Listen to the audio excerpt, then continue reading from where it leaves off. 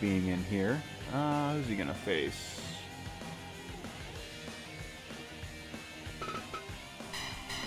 Put Funk against Goto. And I'll do the social media thing, let people know that wrestling is happening.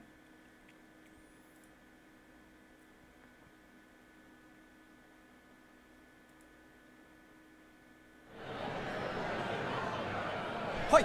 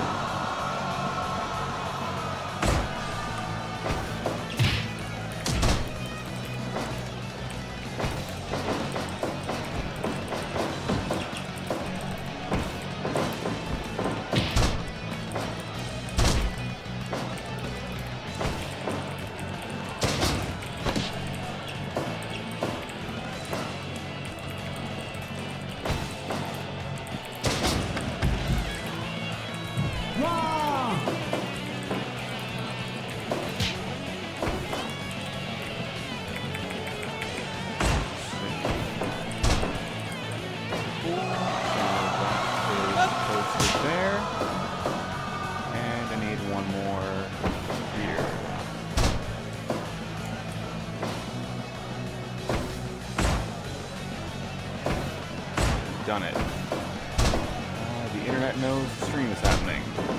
So, let's see here.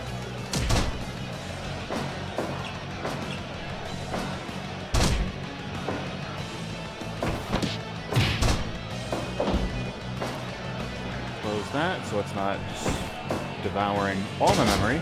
And we can get into some Fire Pro Wrestling streaming.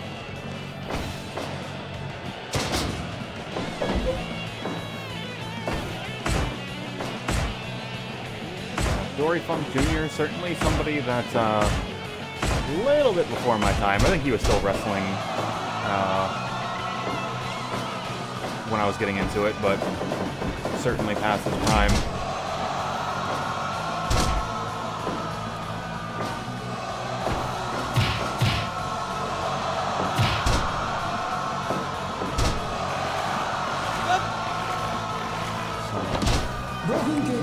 Don't really know any of his signature spots, and also don't watch a ton of New Japan either.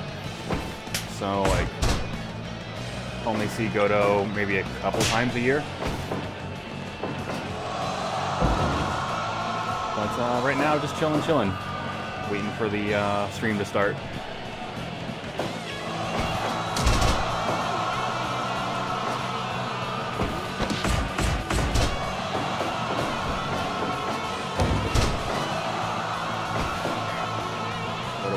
Flipping big boy.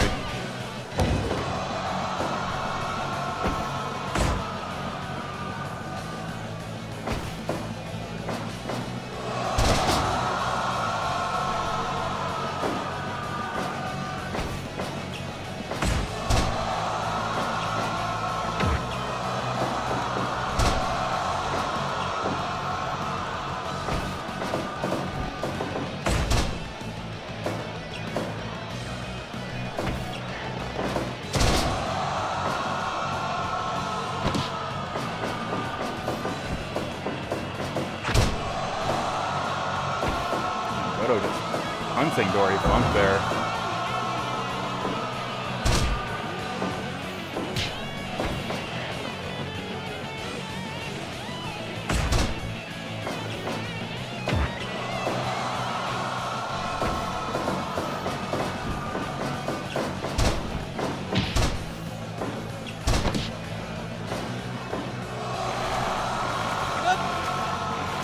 You can also appreciate that, like, okay, you're gonna make me run the full width of this ring twice. Well, you're gonna get shoulder blocks. Ooh,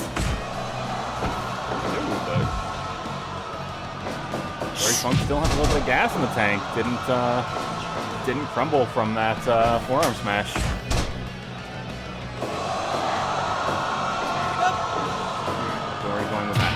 patented spinning toe hold.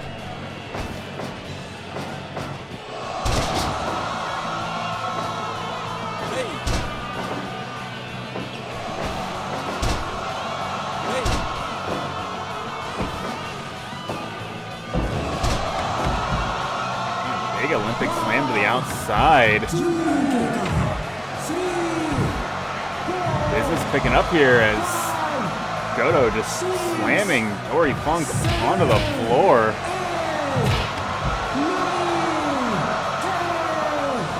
No padding whatsoever.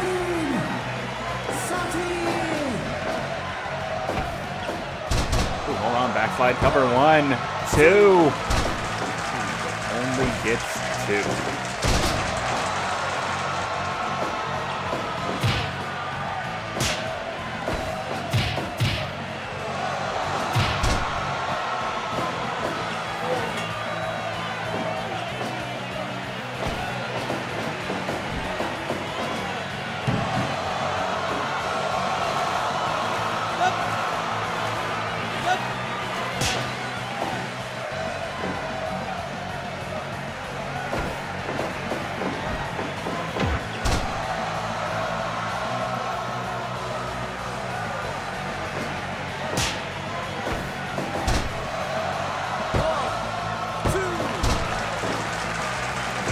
Trying to get the most over finish in wrestling.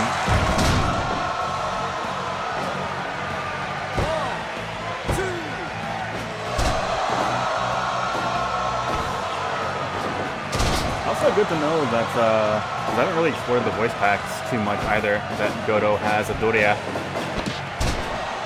Might need to make use of that in some of my own edits in the future.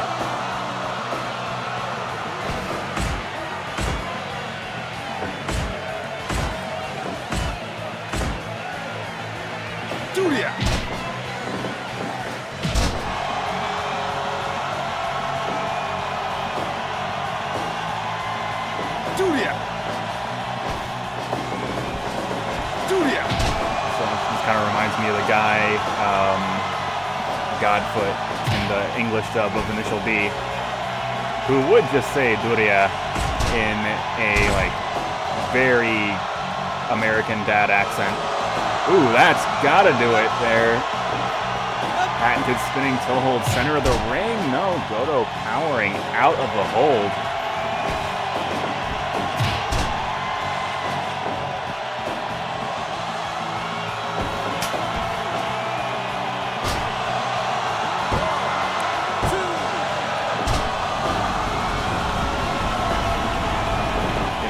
Rips, actually.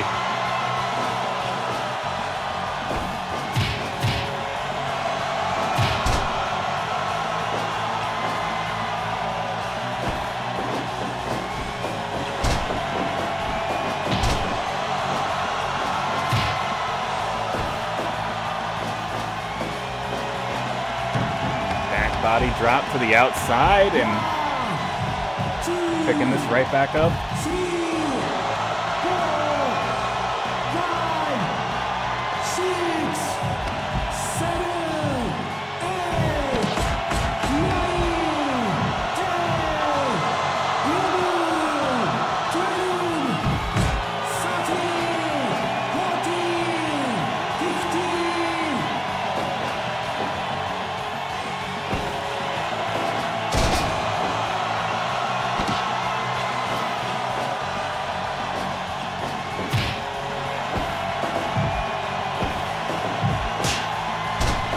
Yo, what's that in GK?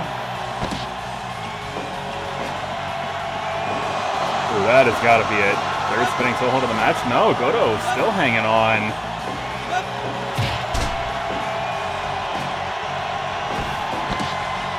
Say you haven't missed much, but this pre-show match has been pretty damn good. Although if he takes it with that punt kick, that's kind of an anticlimactic finish, if I'm being honest.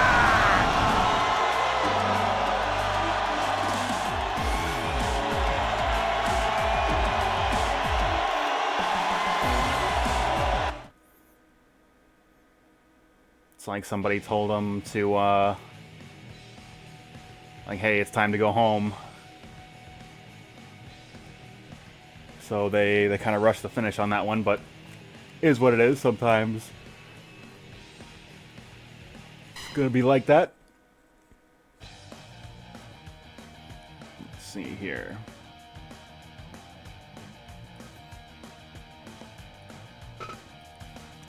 But, yeah, that's going to conclude the pre-show match. So, everybody filing into the arena, get on your feet, make some noise as we start another episode of Blake's House Professional Wrestling.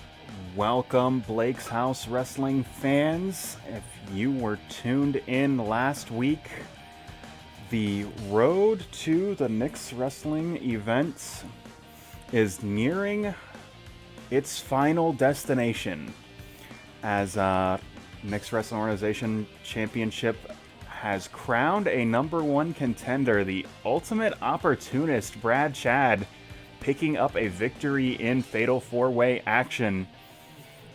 But that is not the only event surrounding Knicks Wrestling Organization that took place on last week's program, of course. Frank Vista and Dan Ramadan going to be challenging the Goodwin brothers for that Blake's House Tag Team Gold. Bobby Goodwin stealing a victory over Frank Vista with that flash roll-up he was just unprepared for. You've got to figure coming next week, he's going to be that much more focused on not letting something like that sneak by him when the championship is on the line. Additionally, of course, the long reign of that dominant Knicks Wrestling Organization Trios team finally put to a close as DJ Dix brings in 3 new competitors that are shaking things up in this Blake's House Wrestling world. The Buku Fighters. That is Dougal, Monty, and Dick Boss as are your current reigning King of Fighters television champions. But DJ Dix clearly upset about last week's performance. He will be holding court once again, defending the ring as Nick Vidala himself entered into that Battle Royal last week and had an absolutely dominant performance both in the Battle Royal as well as against DJ Dix, trying to showcase the supremacy of that Knicks Wrestling stable. But tonight's main event, as I mentioned at the start of the show, we are approaching our final destination on the road to Knicks Wrestling events, and that means we need to decide a #1 contender for that Blake's House Wrestling Championship. And it is 2 absolute all-stars in this Blake's House Wrestling world. Mag.Lo and Terrell Benjamin going to be competing in your main event this evening, but that is quite a ways down the road as we're getting into our opening contest of tonight's program. Jackal going head-to-head with Nikita Stalin in SWA rules action. Once again, that's mixed martial arts division completely open. And there will be some announcements in the upcoming weeks on how we are going to handle that vacated championship. In the meantime, enjoy this SWA rules exhibition between two of Judgment Pro Wrestling's most talented martial artists. And we're going into that match right now.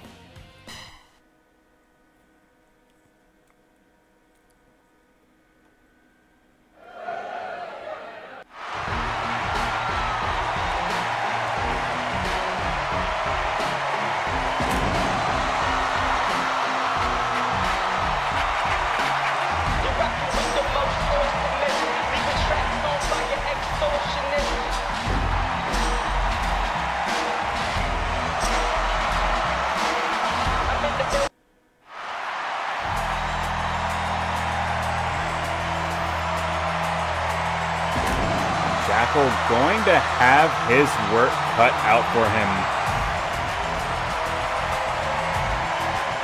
Stalin, a competitor that is well-versed in several different styles of combat. Jackal, much more focused as a submission specialist. We'll have to see how well prepared he is for the onslaught that Stalin is going to be putting forth over the course of this contest, and already starting things off with a hanging choke here, and Stalin looking to hold on just a moment here. Test of strength, and Stalin gaining the upper hand briefly. This time, Jackal reversing course, showing that he will not be intimidated. Going for that leaping facebuster, but it is sidestepped. Goes for a second, it is sidestepped a second time. Stalin just has that too well scouted. Like Stalin looking to wrestle with Jackal, and that may prove to be a mistake, as Jackal just a elite grappler in this organization. Big arm drag, but Stalin springing up to his feet, not giving Jackal a moment to capitalize here.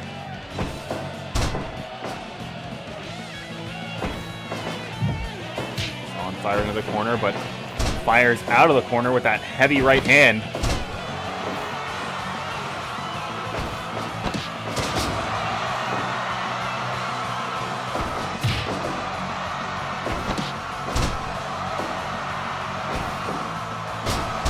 Right now, it is just back and forth. Stalin and Jackal hitting each other with their best shots, trying to create an opening, but these men both so savvy in the ring, not giving that opportunity to their opponents. You can see Jackal just rolling through that suplex, making sure he does not stay on the ground, does not give Stalin an opportunity to get that mount. Ooh, hold on, flying armbar, and Jackal already getting things started now.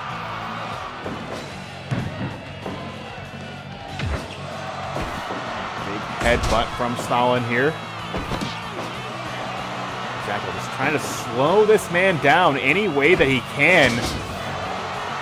That grinded out style that you would expect from a submission specialist being put to full effect here, but big suplex, and Jackal once again rolling through, protecting himself, and Jackal going to get the first opportunity here.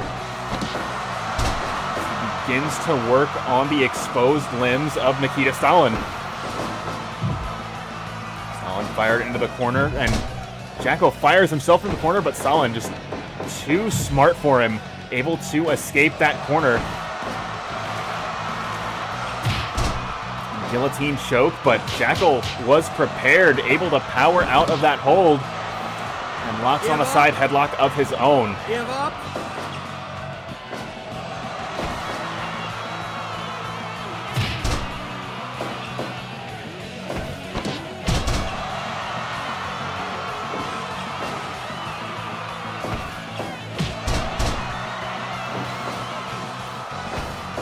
Right now, Jackal looking to be in control, but maybe I spoke too soon as Stalin reversing course here. But, ooh, rolling knee bar of his own, and there is the multifaceted offense of Nikita Stalin at work here.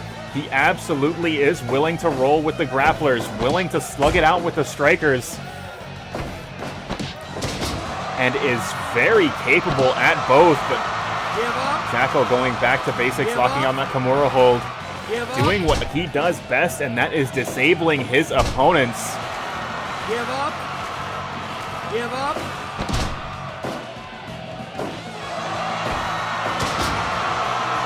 Give up. Give up. It looks like Stalin may be a little bit irritated that he's having some difficulties out wrestling Jackal here. Big Shiranui and transitioning right into that Kimura once again. Give up. And things have changed from the opening minutes of this round, where both of these competitors scrambling to their feet so quickly because they know they do not want to give their opponent an opportunity like this, where they can apply those holds just to get that sustained damage. Hold on, guillotine choke here. Jackal is trapped in the center of the ring, but like Stalin losing his grip there as Jackal able to slip out of the hold. Jackal going high risk, big dive off the top. Jackal taking a little bit of a diversion from his main game plan here, but it has certainly got the crowd on his side, and sometimes that little boost of momentum is what you need to get you over the top in one of these matches. As picks the arm and another flying armbar, and this time it is Stalin trapped in the center of the ring. Stalin able to slap away the hands, and now going right back into that guillotine choke. Both of these men trading hold for hold, but neither of them able to lock in that hold fully. Not able to get that submission. But both of them are trying, quite literally trading holds back to back to back.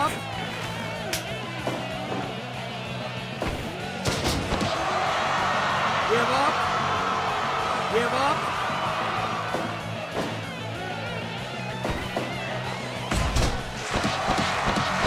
Jackal's starting to get fired up now. Once again, trying to get the crowd on his side. Big jawbreaker. And goes again into that flying armbar, and a foot on the bottom rope will force him to break the hold. Give up. Give up.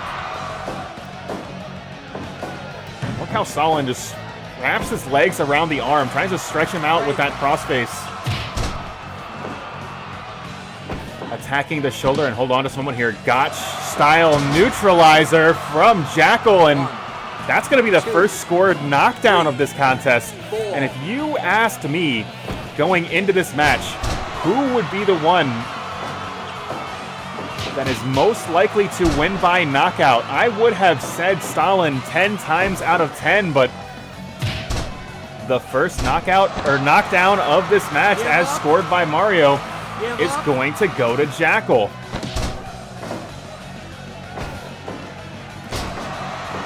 Big belly-to-belly suplex, and hold on, Storm Breaker from Jackal, and Jackal scoring a second knockdown. If he gets one more, this match is over. 7. Possibly changing his strategy because Give up.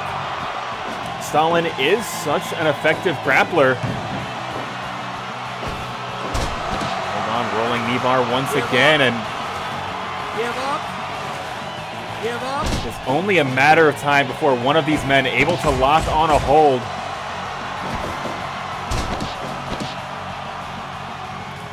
Hold on. Working both legs of Jackal now. Give up. It'll be a matter of time before one of these men locks on a hold. The other is not going to be able to escape, but thus far, that's not the case. Hold on. Big fisherman suplex from Jackal. Oh my god, absolutely devastating headbutt. Give up. And again going for that knee bar. Jackal reaching for that bottom rope, but can't quite make it there.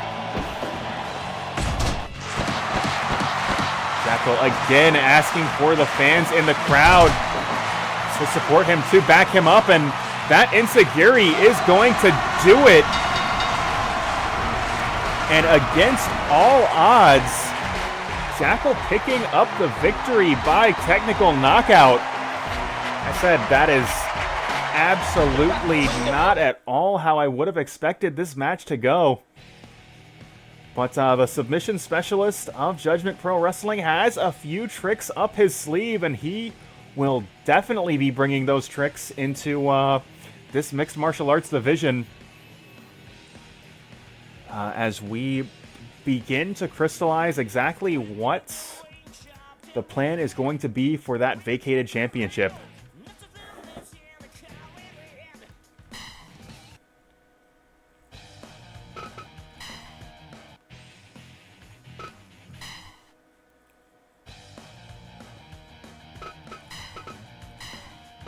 But we are going to keep things going here.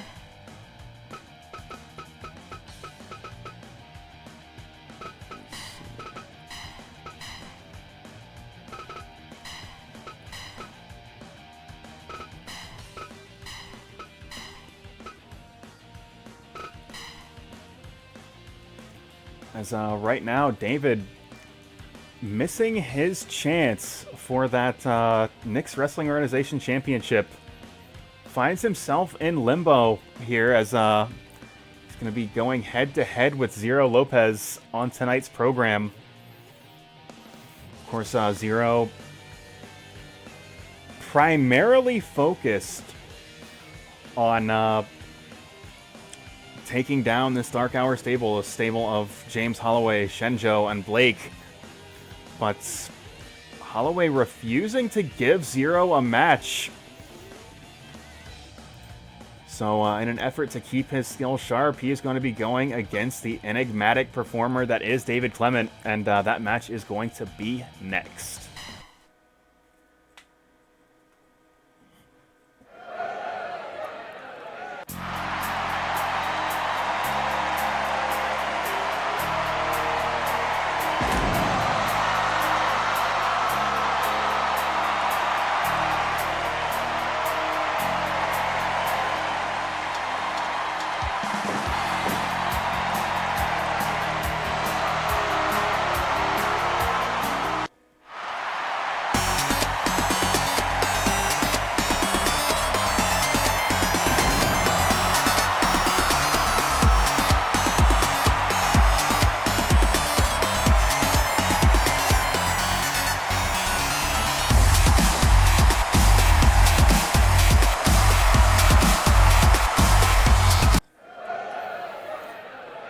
If there is anyone that can figure out the enigma that is David Clement, it is the two-time mystery champion Zero Lopez. But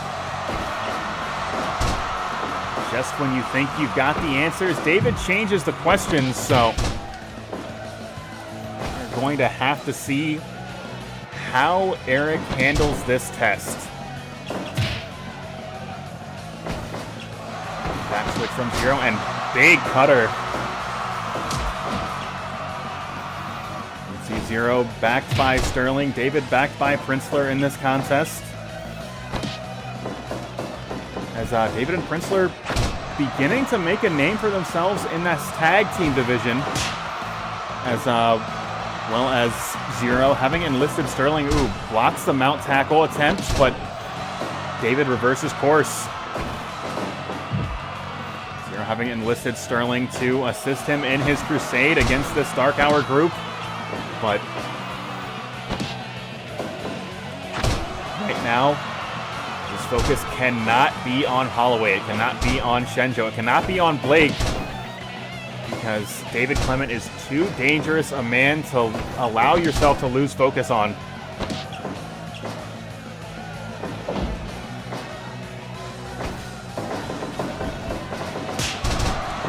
Devastating cross chop from Clement now.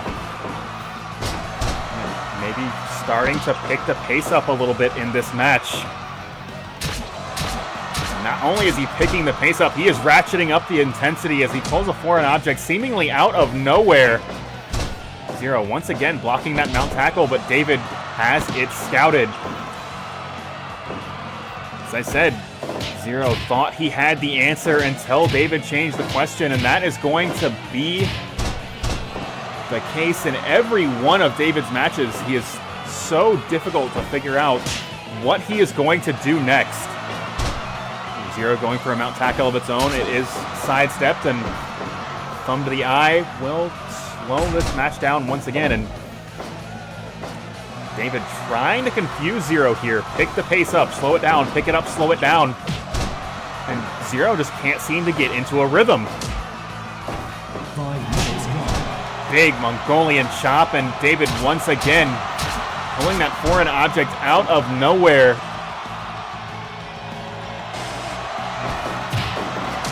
Zero able to sidestep the poison mist and delivering a series of strikes to the chest and back of the head of one David Clement. And now a torturous hold. David is trapped. He is able to escape, and this match will continue. Again, David escaping that mount tackle attempt, but Zero locking on that dragon screw. Both men to their feet at nearly the same time.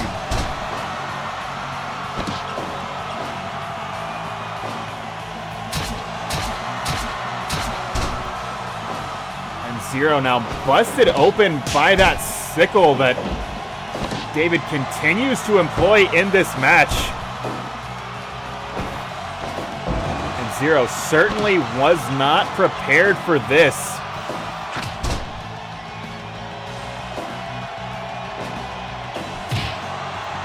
Big Sobat kick from Zero. Step up Enziguri right after, and Zero beginning to put those educated feet of his to good use. As an Enziguri throwback right there, and Destino!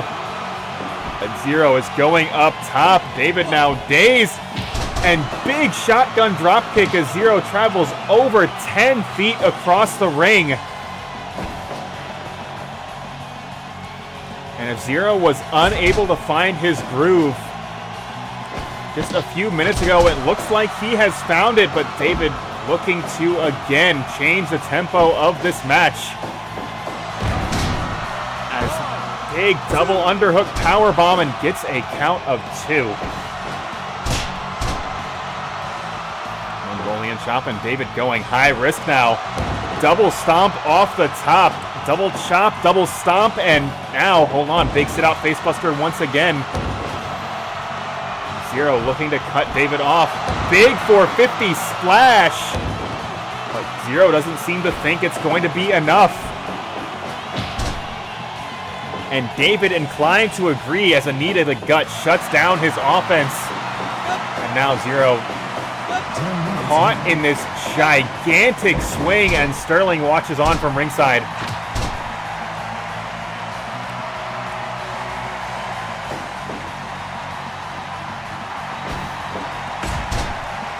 Forearm smash, and Zero now running the full width of this 20x20, and a shotgun dropkick once again.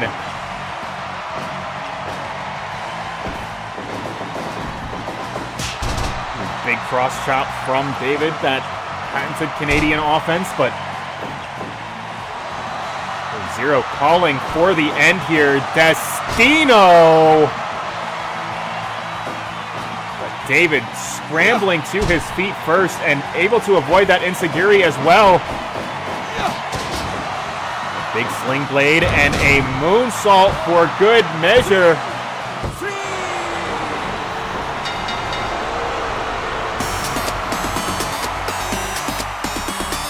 And despite the fact that David throwing every trick in the book at Zero Lopez, despite busting him open with that sickle, Zero able to pick up the victory in this match. The determination of Zero Lopez cannot be underestimated. I know he was certainly looking past this match. You know he wants that one-on-one with Holloway. But Zero able to make a statement tonight. picking up a victory in challenging circumstances against David Clement.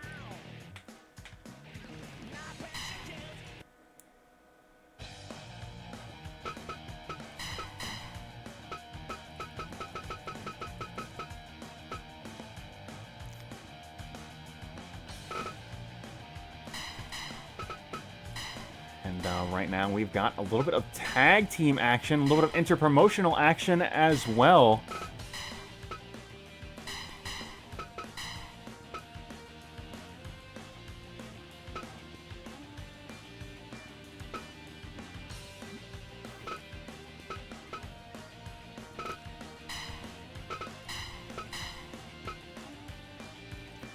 Let's see here.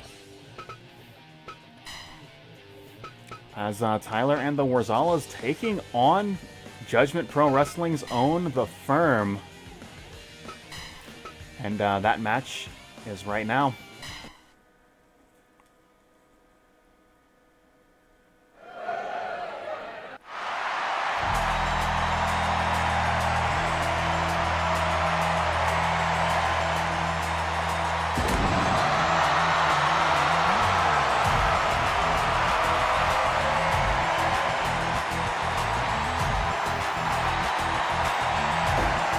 Mr. Adams, Mr. Smith, the muscle of JB3.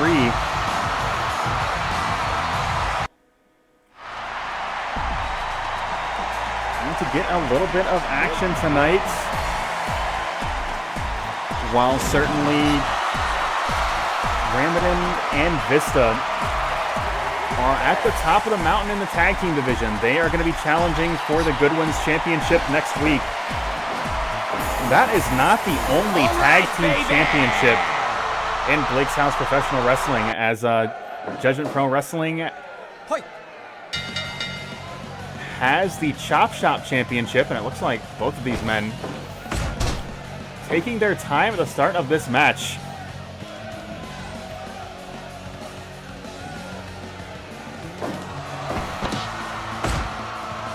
An uncharacteristically slow start from Mr. Smith and Worzalla.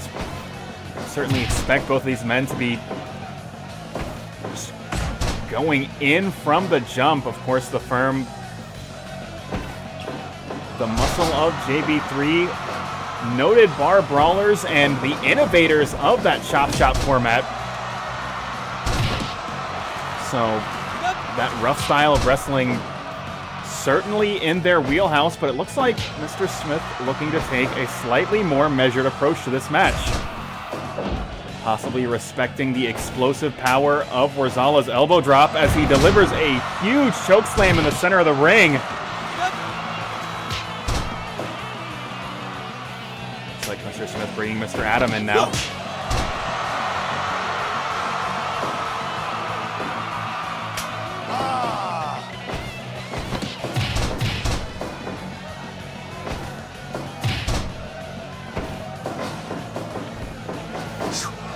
Of course, you want to talk about slow pace. Tyler is the master of it. He is absolutely a tactician when it comes to picking his spots around the ring, and will wait for exactly the right moment when his opponents have become frustrated to get that decisive maneuver in. And you can see him just starting to dance around Mr. Adams here to sidestep that clothesline. But Mr. Adams has come prepared. He has fought people from all walks of life all around the world, and I don't know if there's anything Tyler could do that he has not seen at least once before, as he is holding his own despite the fact that he is a long way away from that blue Gatorade corner.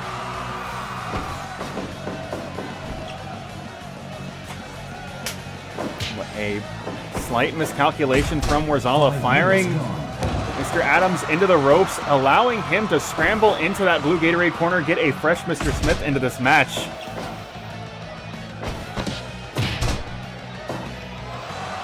And right now, the ultimate disrespect, applying that hold right in plain view of Mr. Adams now. But Worzalla has never respected anyone or anything. He's just here to win by any means necessary. Big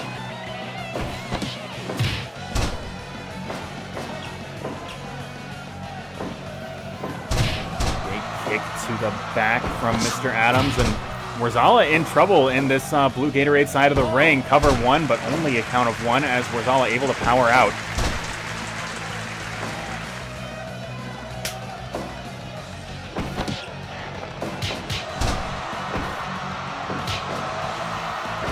Able to assist his teammate a little bit, but right now Tyler all alone with Mr. Adams and that pile driver just spiking him into the mat.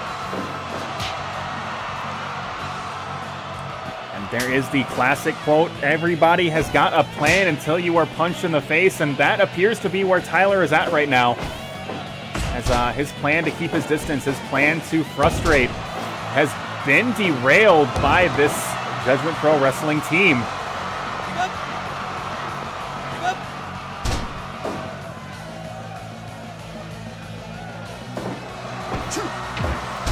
Big headbutt from Mr. Smith, and Tyler now down center of the ring.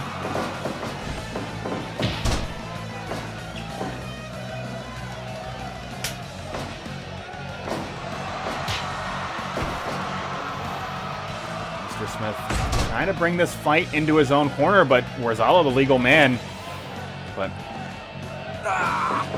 Worzalla able to escape that big lariat and dropping an elbow right into the throat of Mr. Smith now. Ooh, hold on. Too big, too strong, too fast. Mr. Smith, just amazing display of power as he just throws Worzalla as if he were a man half his size.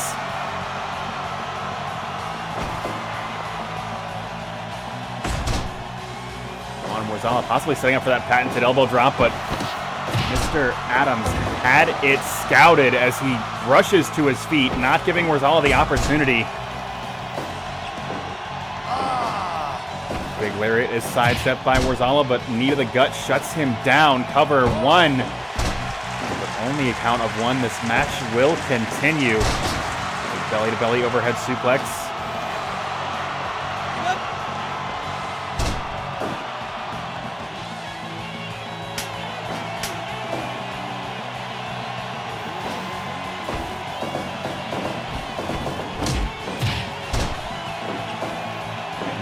Smith and Tyler going head-to-head. Big back breaker.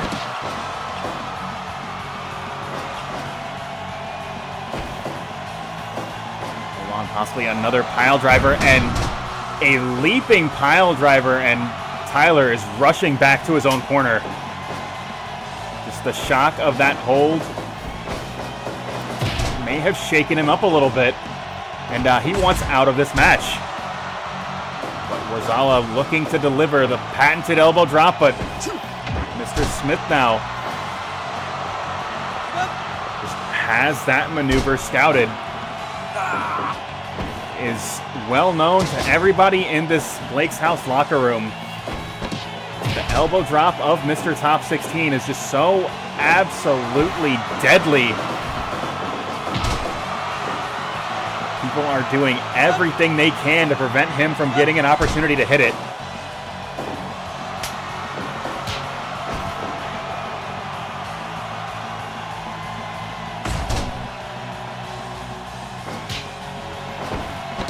Worzalla possibly trying to bring Tyler into this match, but Mr. Adams had other plans. Clips him with that jab.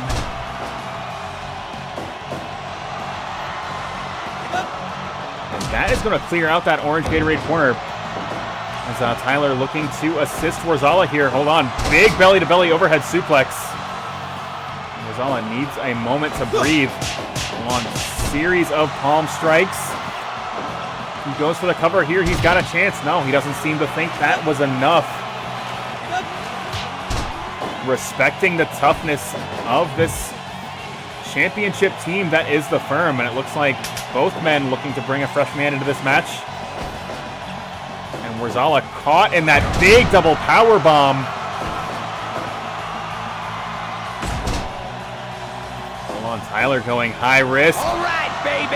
Big elbow drop, but Mr. Smith rolling out of the way, and Tyler is in trouble. Fall away slam, planting him in the center of the ring. Able to escape that shoulder block, but not able to escape that front headlock as Mr. Smith bringing the fight into a more comfortable part of the ring for him. Another big shoulder block, this time to the back. Tyler unable to defend himself. Tyler fighting his way out of the corner, and looks like he's going to be going back into his own corner, bringing Worzalla into this match once again. And a series of strikes just laying Worzalla out.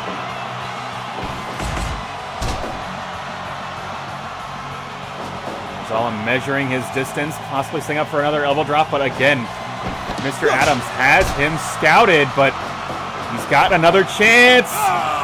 And there it is, the patented Worzalla elbow drop, cover 2, but Mr. Smith able to protect his team's chances in this match.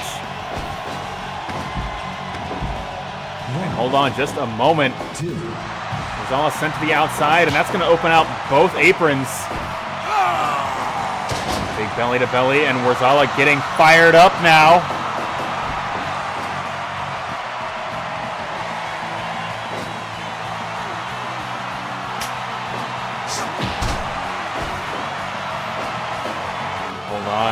Big leaping pile driver, and Worzalla so far away from his own corner. Mr. Smith signaling for the end of this contest. Running the ropes and big leaping shoulder block. Worzalla is in trouble. Able to escape that lariat and getting back into his own corner now. Mr. Smith shutting this team down, and hold on just a moment here.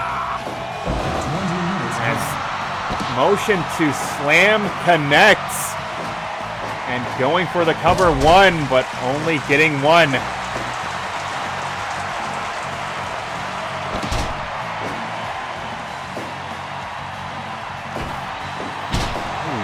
Absolutely devastating lariat. That's going to send Mr. Smith back to his own corner. Tyler is out on his feet, and the 2-on-1 odds catching up to him now. As a big fall-away slam, this time from Mr. Adams, connecting to Tyler, sending him back to the center of the ring. And a monstrous powerbomb, cover 1, 2, but Worzalla again coming in to make the save, and he's signaling for another patented elbow drop, but unable to connect. As Mr. Smith coming in to play interference. Oh my God, nearly getting a pinfall victory right there.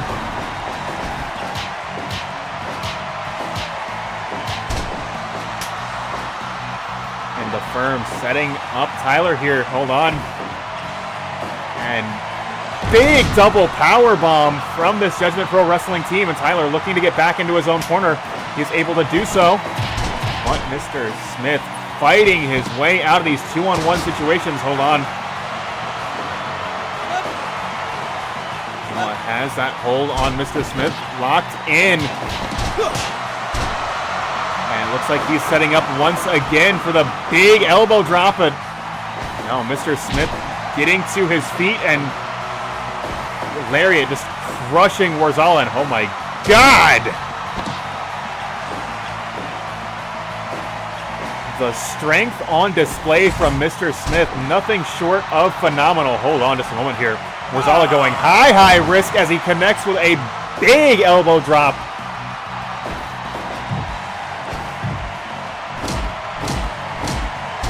Smith looking to slow things down a little bit here.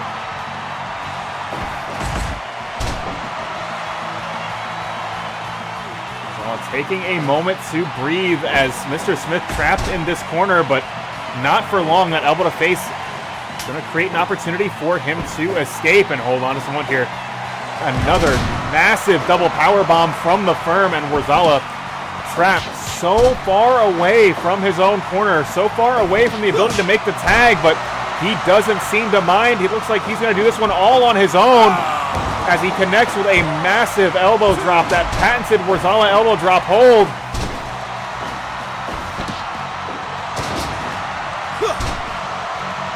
Cover once again, too. And Mr. Smith able to make the save at a critical moment. And it looks like Worzalla going to bring Tyler back into this match.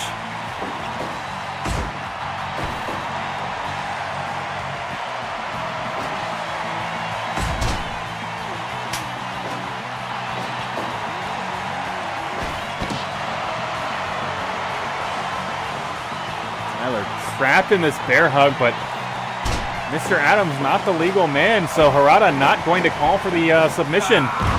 Big spine buster, center of the ring, and a falling headbutt for good measure.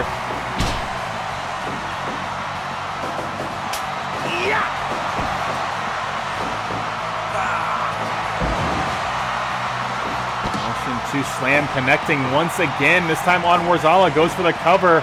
One. Tyler able to make the save once again and locks on that Boston Crab.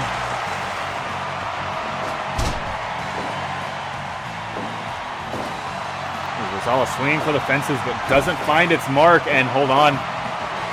Big leaping pile driver from Mr. Smith now. And hold on, Mr. Smith going up top. What is he doing?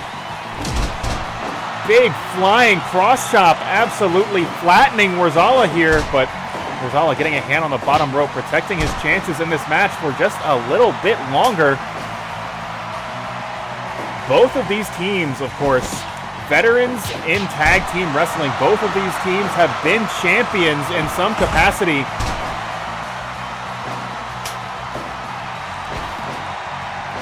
And they are protecting one another to great effect, and big bulldog from Tyler now. Hold on. Big suplex center of the ring, but Tyler is not finished with Mr. Adams, but Mr. Adams is finished with Tyler, bringing Mr. Smith back into this match, and hold on, another big double power bomb, and now Tyler, oh my God, absolutely devastating left hand.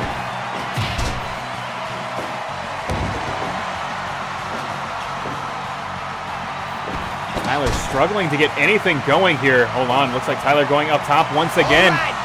And again, that elbow drop rolled out of the way, and it looks like he's going for a second one. This one will connect right into the back of Mr. Smith. Goes for the cover, 1, 2. Ooh, but only gets 2. Mr. Smith powering out of it on big leaping cutter from Tyler now. Tyler starting to get ahead of steam, but the Firm looking to extinguish the flame.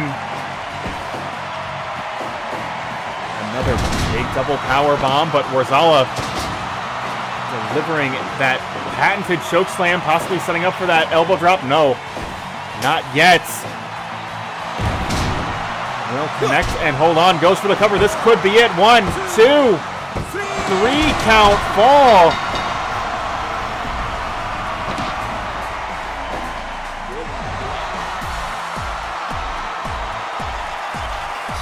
And Worzalla just able to keep that fight in his own corner in a critical moment of the match. And that absolutely massive chokeslam allowing him to pick up the victory. As I said, there is not only one tag team to fight for, or tag team title to fight for here in Blake's House Professional Wrestling, and looks like Worzalla might be interested in the Chop Shop title, but we'll have to see as this show rolls on.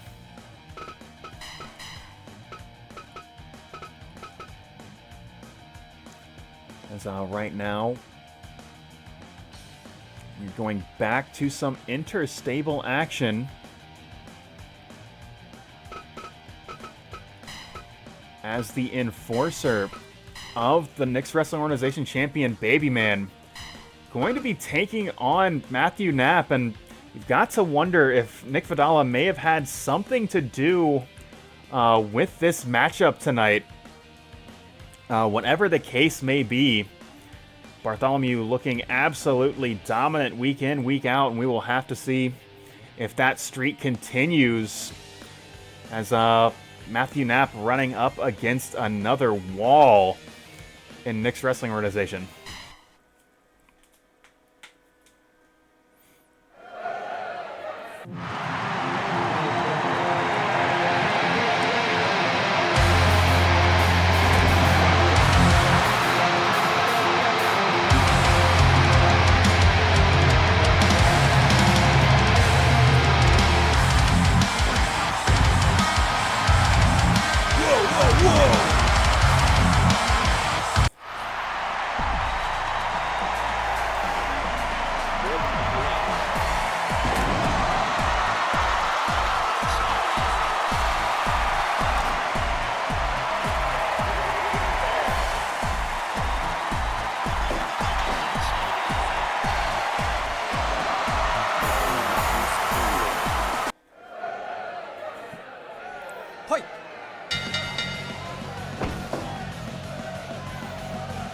If David is an enigmatic competitor, so is Matthew Knapp. Of course, a man with that amateur wrestling background, but he's also best known in Blake's House professional wrestling for that patented dick hold, but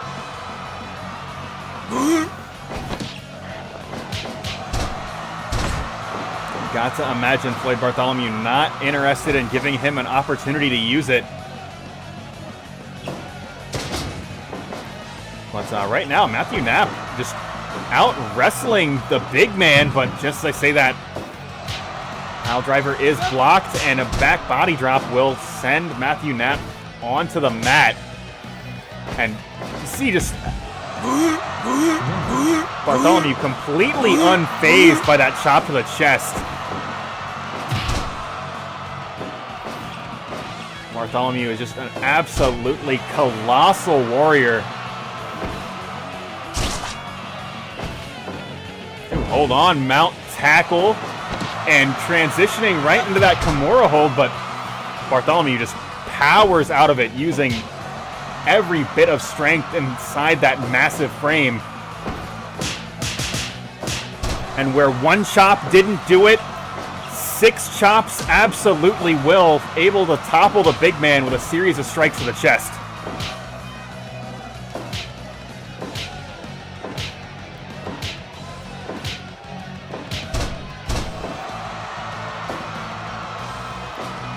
Scrambling to his feet and delivering a series of strikes of his own. And hold on just a moment here. Into that elbow drop hold too.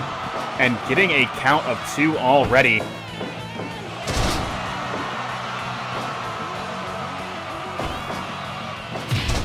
course, that same principle that allows Worzalla's patented Worzalla elbow drop to be effective. Just putting all of your size into the point of your elbow and driving that right into the chest or right into the back of your opponent.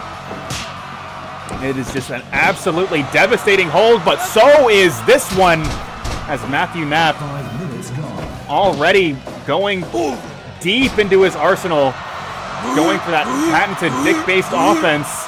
But hold on.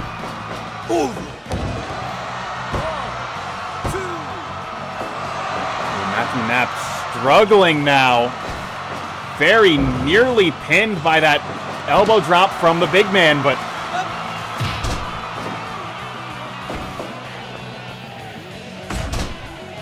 Knapp will not be deterred. Hold on just a moment here. Oh my God! Deadlift suplex to a man nearly twice his size.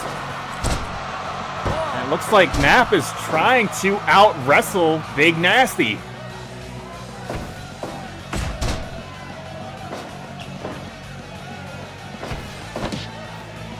Big stroke from Bartholomew, and on back switch, and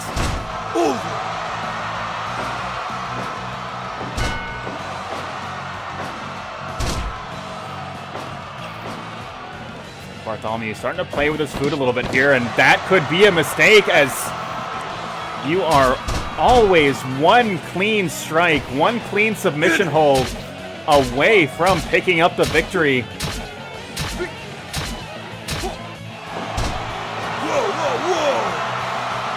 like Matthew Knapp busted open by that foreign object, and the landscape of this match has absolutely changed. Hold on just a moment here.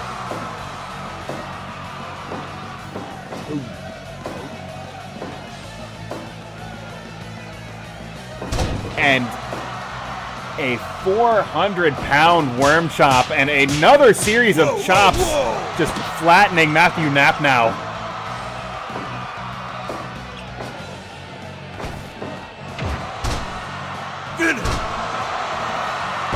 Sit out, sit down. Big Nasty picking up the victory.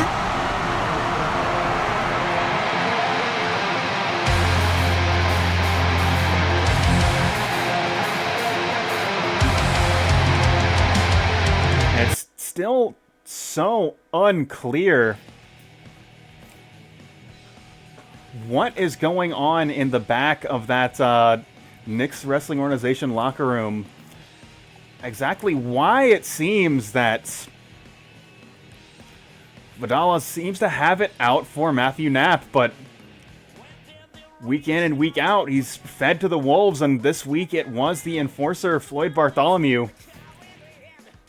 And another dominant performance from Big Nasty. Going to get him and his stable a little bit of momentum. You've got to figure he will be in the corner of Baby Man for that Knicks Wrestling Organization Championship match against Brad Chad. But we have got... It's about that time. We got a handful of people hanging out in the chat already. So we are going to be doing another Open Challenge Battle Royal. Mag.Lo once again holding court in the center of the ring. Or excuse me, not Mag.Lo. DJ Dix holding court in the center of the ring. As Mag.Lo is going to be in tonight's main event. So we are going to need 8 names here.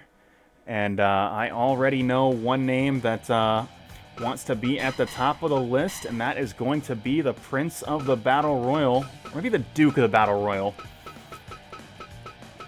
Of course, that is Frank Vista looking to get a little bit of momentum back on his side before the Knicks Wrestling Organization event next week.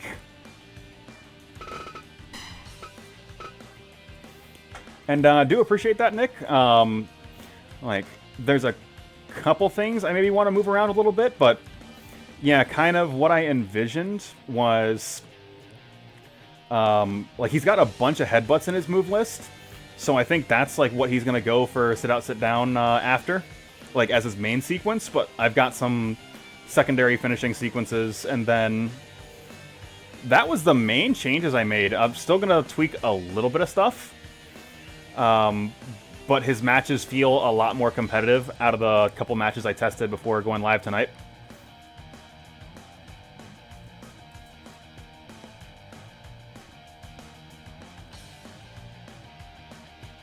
Actually, I turned his breathing down, and that was a little bit of an over nerf. So I turned that back up. It was mainly just AI tweaks.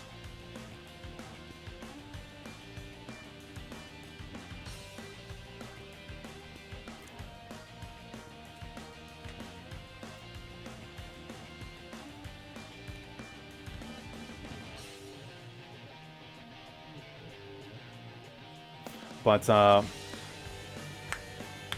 we are setting up for our DJ Dix Open Challenge Battle Royal. So if there's some names you want to see, and actually, you know what? Since you asked for him last week, I do have Too Cold Scorpio. And I should have Perry Saturn also. Let me see if I've got him in here or if I have him in WCW.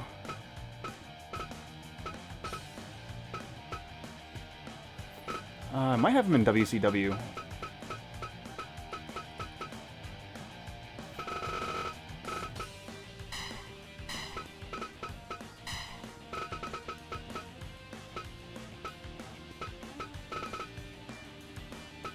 Ah, must not have him.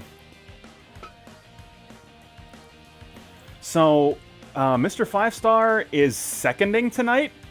So I can absolutely put him in a in the Battle Royal, as he is not officially competing in a singles or tag tonight. And yeah, it does look like I don't have Perry Saturn.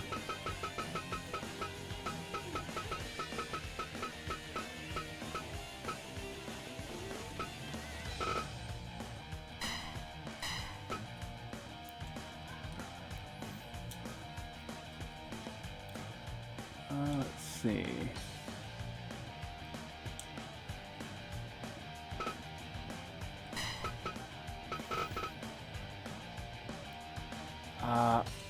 Ernest Miller, I don't think I have either.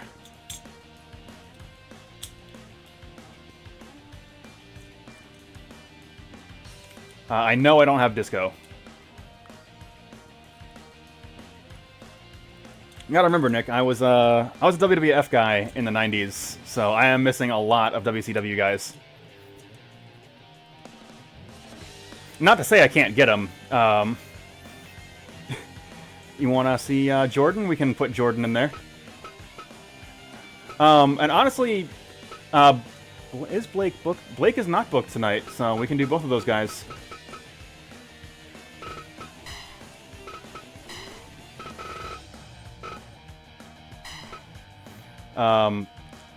Also, like, if there's some guys you want to see, like, specifically, like, a handful of you guys have Discord access, if you put it there, it'll just always be there. Because sometimes I remember after I go off air to download the guys we talk about. A lot of the time I don't. Let's see. I am going to put a Knicks Wrestling Organization guy in as well. Let's see. Who do I want to put in that is not already booked?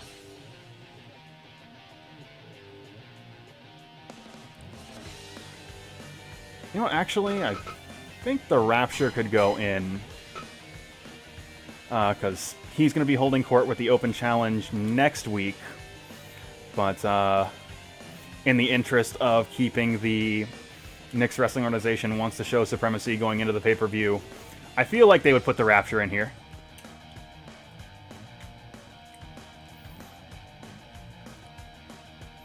But that's still going to leave 2 slots.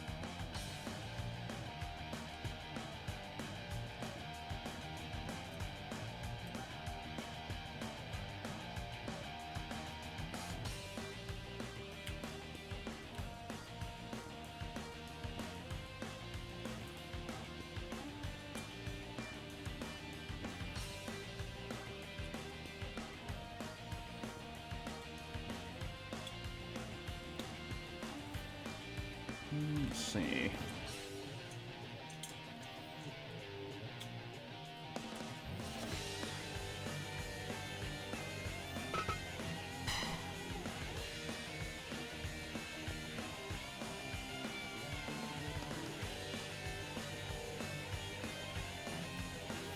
Let's see here. And actually, you know what? Jim Jack hasn't been booked in a little while. You can put him in as well. Get an extra Knicks Wrestling Organization guy in there. Let's see. And if y'all are just chilling, I might I'm gonna put Admiral Funked in. Get all like 3.5 of the major stables. Because, I mean, like, Ian's group is technically a stable here, but like only sort of. Partly because I need to rebalance some of his guys because they're a little bit overstated. But for something like this, it's kind of all good. But I digress. We've got 8 names. One of these men is going to be challenging DJ Dix in tonight's semi-main event. So let's not waste any more of your time and get right into this match.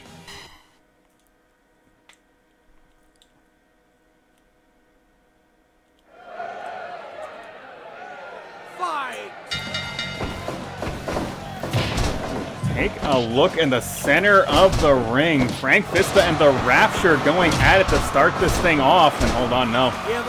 It's like everybody switching dance partners. Jim Jack already eliminated. Too Cold Scorpio picking up an elimination early. And Nick's Wrestling Organization looking to assert their dominance over the other major stables and Blake's House Wrestling, sending Jim Jack and the Rapture. But eliminating the Rapture is going to be no easy task. Right now, Vista slugging it out with Jordan. You see, right in the center of the ring, Mr. 5-Star, Jason Solarion, desperately trying to fight his way to the top of the card by any means necessary. And of course, the fastest path there is going to be winning the Battle Royal and winning against a showcase opponent like DJ Dix. Although you've got to wonder, what is DJ Dix doing back in Blake's house? And what are his friends, the Buku Fighters, doing here? Putting on an absolutely dominant performance last week. But what exactly do they want with Blake's House Wrestling? Whatever that may be. Blake and Too Cold Scorpio battling it out, and Blake now taking on the Rapture. No, just firing him into the ropes, creating a little bit of space. The Rapture is such a dangerous opponent. Oh my God, devastating belly-to-belly overhead suplex from the technician that is Frank Vista. Hold on, Blake going high risk. Massive frog splash in honor of his Uncle Eddie, nearly getting a victory over Too Cold Scorpio.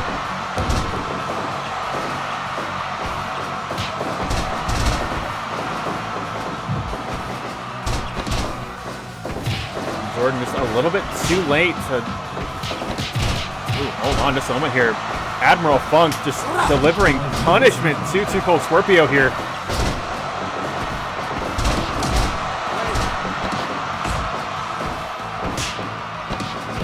And Frank Vista, he will go head to head with anyone. He does not care. You are the Rapture. If you are Blake, you are Admiral Funk. He is going to throw hands on anyone in the ring. And right now, he's got that mount over Too Cold Scorpio. No, hold on. Scorpio rolling through. Cover one. And two power bombs. And unable to get a third as Too Cold Scorpio flipping Admiral Funk in the back. And it is still just absolute chaos in the ring. Blake locking on that crossface chicken wing. And hold on. Backslide cover. One. No. Hand on the bottom rope. Blake denied an opportunity at an elimination. Big back elbow. Blake rolling out of the way. The Rapture now in trouble. And just as I say that, oh my God, absolutely devastating pile driver. And hold on. Solarion just... Oh, hold on. Is that an elimination? The Rapture is out. Both representatives of Nick's Wrestling Organization eliminated, and so is Jordan now.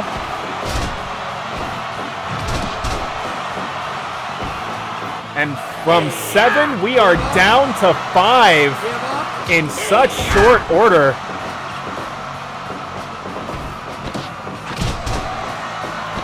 Big knee strike from Solarion. This man's feet, oh, very educated. Goes for a cover. 1, 2, 3 count fall, and Mr. 5-Star getting an elimination on Too Cold Scorpio. And right now we have Blake's House, we have Judgment Pro Wrestling, and we have Admiral Funk all in the ring as a 5-star frog splash connecting to Blake now.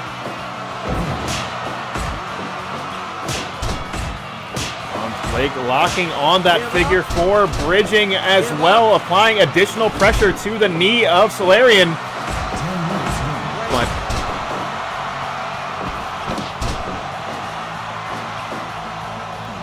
looking to go high risk, but denied the opportunity.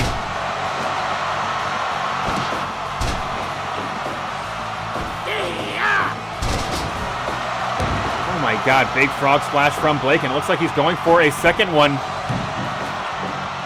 Admiral Funk may have clipped that top rope, caused Blake to lose his balance as that 450 just colliding with air. And flipping big boy from Admiral Funk, and hold on just a moment here. Powerbombed once, twice, and 3 times.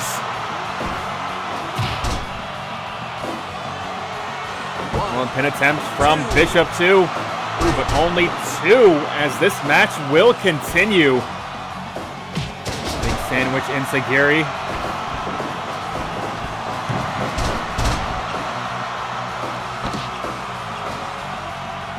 And Frank Vista pulling Admiral Funk out from underneath Jason Solarion, making him miss that 5-star frog splash. And oh my god, a deadlift suplex cover 2, 3, another elimination for Vista. And we are down to our final 3. Blake going high risk. Big frog splash off the top.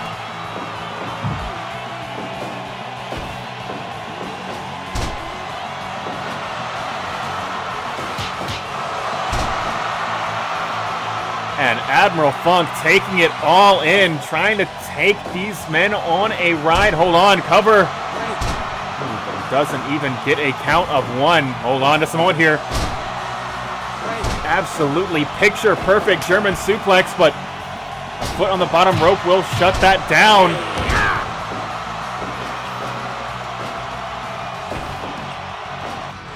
On belly to back overhead suplex and an Olympic slam.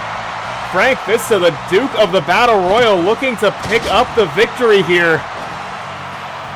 Right now, he has got to go through Admiral Funk, the captain of the SS Pimpin', trying to take this man on a cruise he will never forget.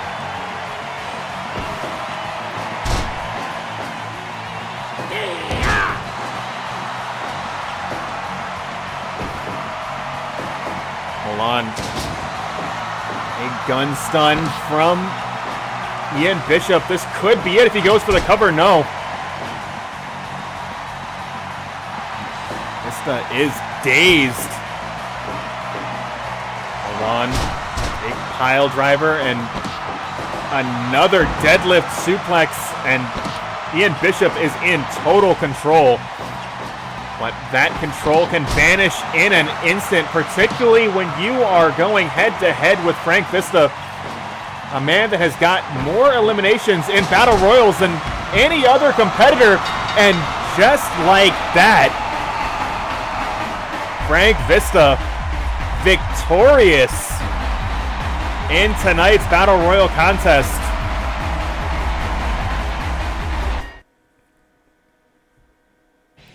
I said Frank Vista holding the record for over rope eliminations, adding a couple more to his tally tonight.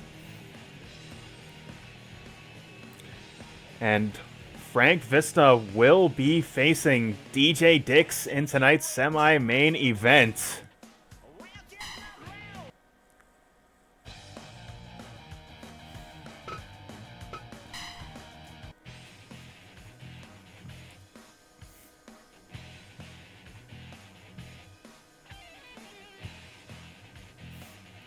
You do love to see it, genuinely. Like the man that has been in so many of these, picking up a victory against a pretty stacked lineup, honestly. But he's not done. He's got one more match to get through tonight before he can start focusing on that tag team championship match next week. But we've got a little...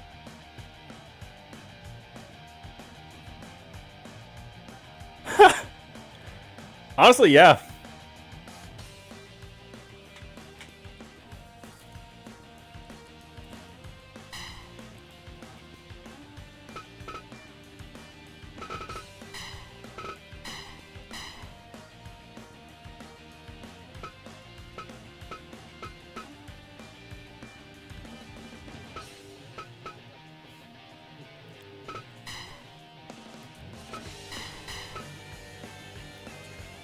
Yeah, I still need to sit down and start playing with the move editor, but just haven't made time for it.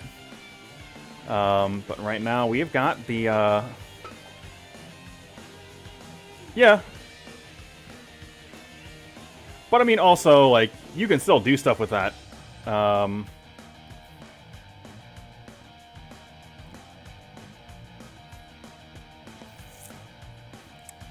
see.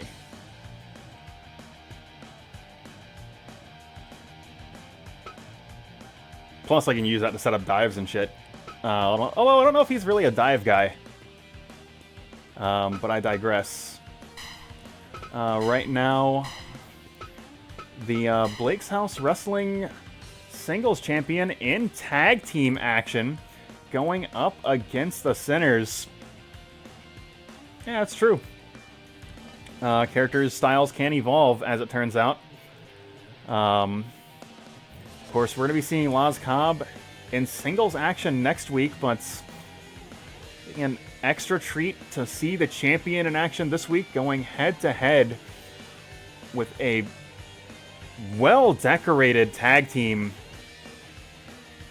There's the Sinners here, but let's go ahead and get right into that match.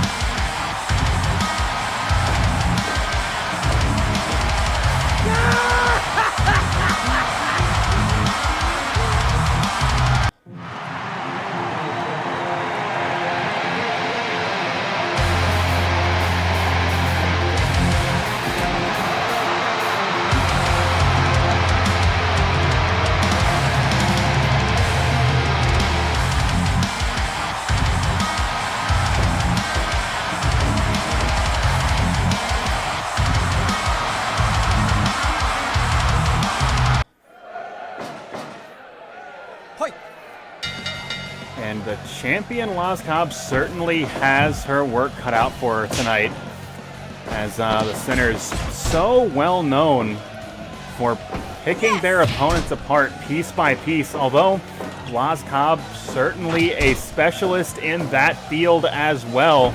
The wild card in this match going to be her partner, Nock Voldo, who is just a wildly unpredictable wrestler. But looks like we're going to see exactly what that is going to look like as this match starts off here. Right now it looks like James Sin's in control, keeping Voldo from really breaking out any of his signature offense, but hold on to someone here. Big jawbreaker, and oh yeah, Voldo getting things started here. Dean Sins, ooh, hold on, flash roll up out of nowhere, but unable to pick up even a count of one.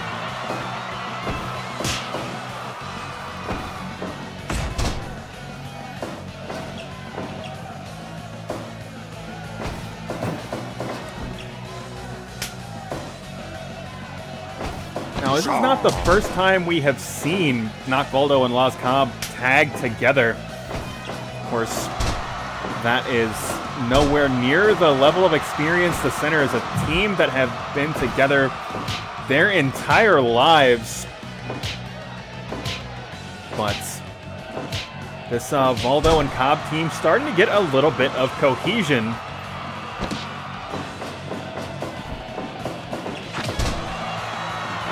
Kick to the head, and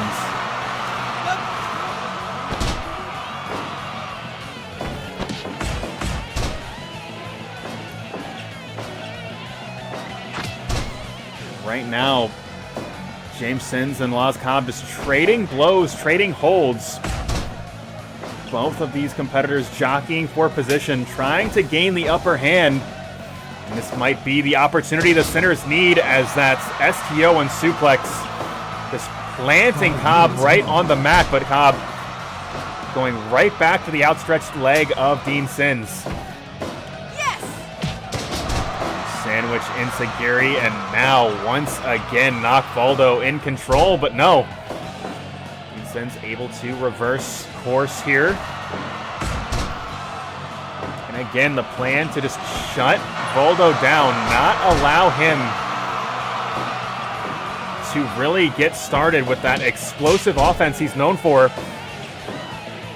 Seems to be the play, who's sidestepping that leaping cutter. And that is the experience of a team like the Sinners at work. They have absolutely not been sitting at home watching golf. They have been studying film, studying their opponents, and stayed prepared. Hold on just a moment here. What the hell? Shining Shiranui!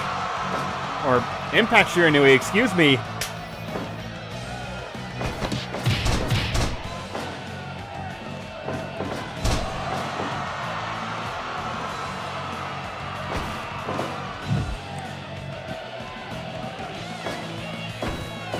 Like I said just a few moments ago, this team starting to build some cohesion from tagging together. Hold on just a moment here. Hanging figure four, just working the neck of James Sins now, and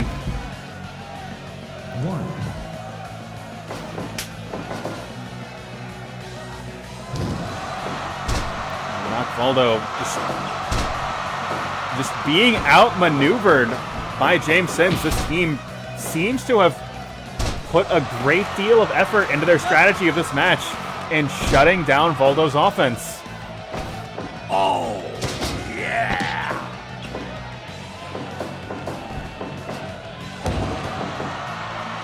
Big running headbutt, and despite the Sinners' best efforts, Voldo starting to pick up some steam here, and this team's going to make a quick tag, try and change things. Try and prevent him from getting going, and it looks like that is having some degree of success. Dean Sins going up top, but thinks better of it, and unfortunately that short indecision creating an opportunity for Voldo to scramble back to his own corner.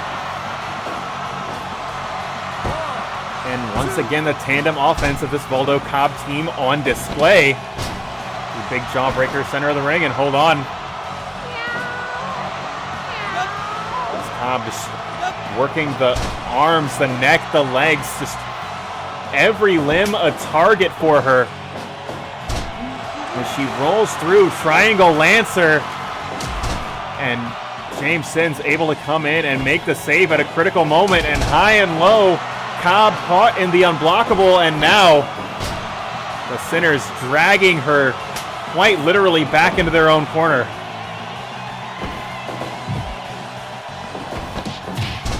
Cobb fighting her way out of that orange Gatorade corner and working the legs of James Sins. It looks like these two going to be trading hold for hold as the submission specialists of both teams going to work. And Cobb going back to that triangle Lancer, such an effective hold, and Dean Sins has had enough, able to bail his brother out, but picks the leg, rolling knee bar. Cobb creating space, getting away from that 2-on-1 situation.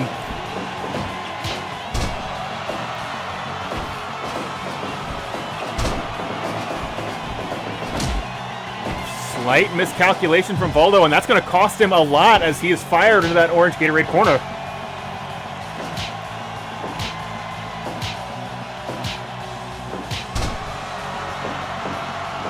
Now going for the cover, one, but only gets one. The Sinners, just a seasoned tag team, not going to allow a cover on their side of the ring.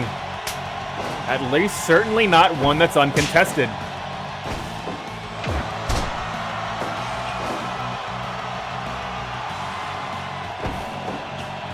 Voldo waiting a little bit too long, allowing Dean Sins to get back on his feet. Cover 1, 2. But a kick out, and Cobb setting things up for Voldo now. Clubbing lariat, and he's going to go back to his own corner, bring a fresh Laz Cobb into this match. You would swear this team has been tagging together for longer than a couple of matches.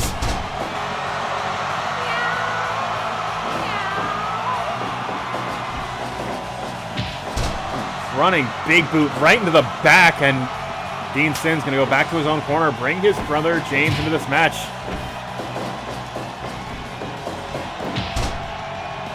And precision haymaker and transitions right into that leg hold, but Voldo now the one to make the save for his team.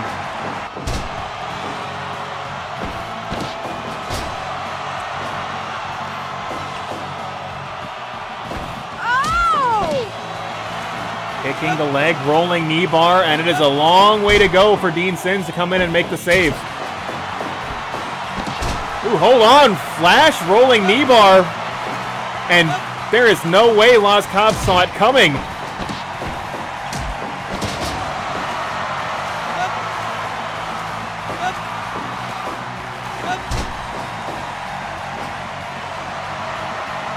And Harada has lost control of this match. Nock Voldo grinding elbow into the side of the head of James Sins, but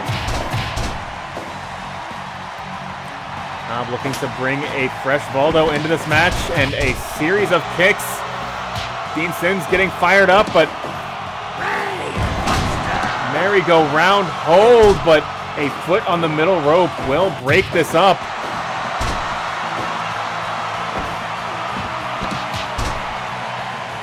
Left hand is blocked, and Dean Sins delivering one of his own. This match will continue.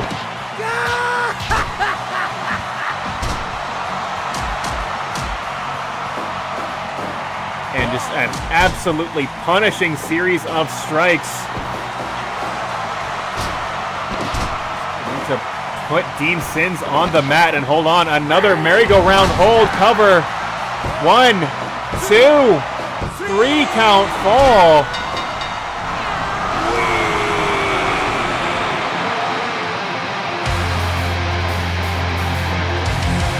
And Voldo and Cobb picking up a crucial victory as Cobb goes into next week's program, set out to defend her title against Mag.Lo or Terrell Benjamin. Her opponent will be decided by tonight's main event.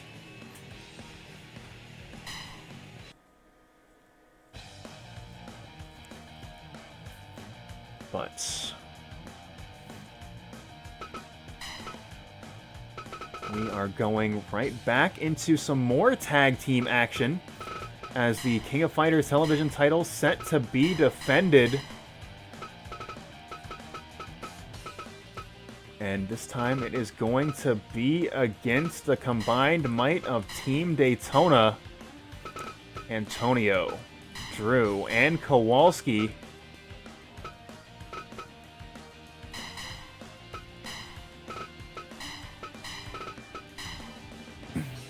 And that match is right now.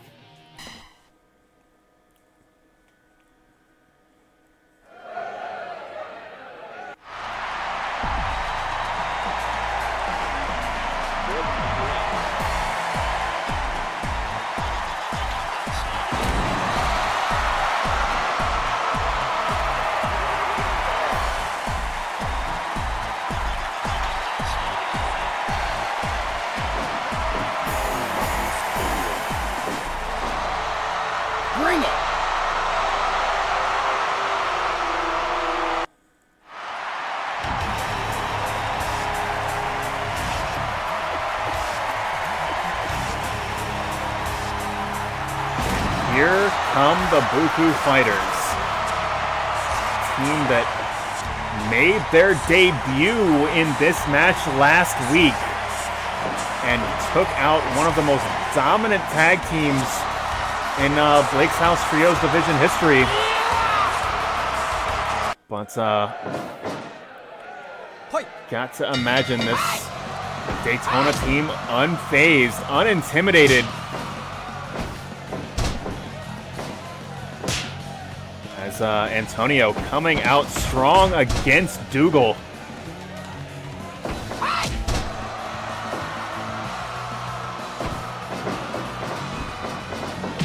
Oh my god, absolutely brutal kick to the face, and Dougal already coming out like a house on fire. And that is going to bring Kowalski into this match as a change of pace appears to be necessary.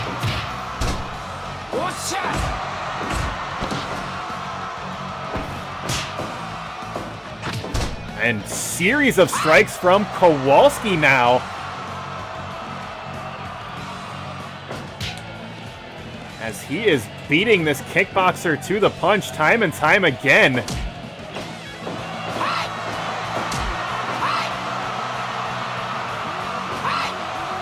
Got to imagine the marquee matchup is going to be Drew Serpa and Monty, as we are going to see another grappler versus grappler matchup, and just like that, these two men in the ring together, and Monty already locking on that patented cross arm breaker.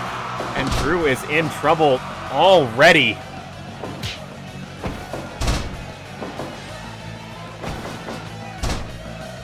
Drew more than willing to roll with this grappler here, as he believes he can out-wrestle anybody, and delivering a series of knees to the crown to Monty now. And looks like Monty going to go back into his own corner and bring the big man Dick Boss into this ring. On back switch from Drew and roll up cover, but foot on the bottom rope will break that up.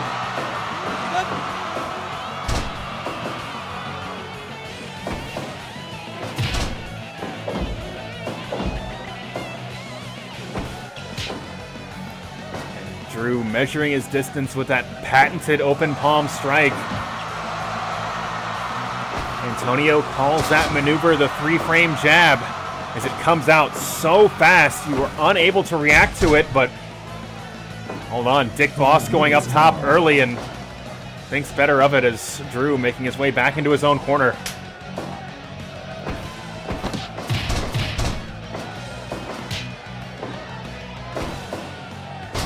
Big DDT.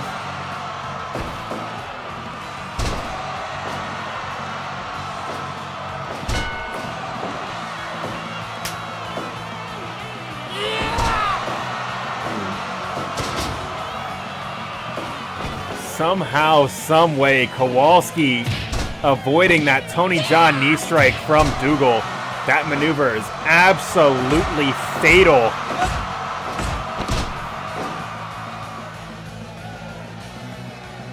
It looks like Kowalski going to bring Antonio back into this match, and both these competitors swinging for the fences with their strikes, but Dougal able to avoid all the significant strikes and delivers a punch to the gut of his own. And a series of forearm smashes just right to the face of Antonio. And this is not a man you want to get into a slugfest with, as Dougal will bury you. A punt kick right to the jaw again, and this time one to the side of the head. And big wheel kick doesn't find its mark, but that has created an opportunity for Antonio now.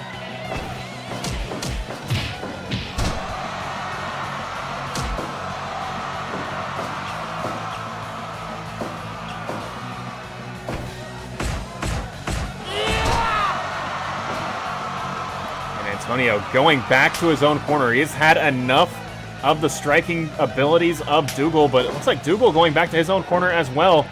And now Dick Boss in the ring. And it is going to be so difficult to outmaneuver a man that is nearly 3 times your size. But Drew beginning that Herculean task right now. Big fireman's carry and goes for the cover. 1, Ooh, but only one as Dick Boss powering out. 10 minutes gone. On back switch. Gets the mount, but Dick Boss powering out, and that's going to create an opportunity for Dougal to just bury a foot right into the ribs of Drew, but Drew rolling up, covered. No, not even a count of one.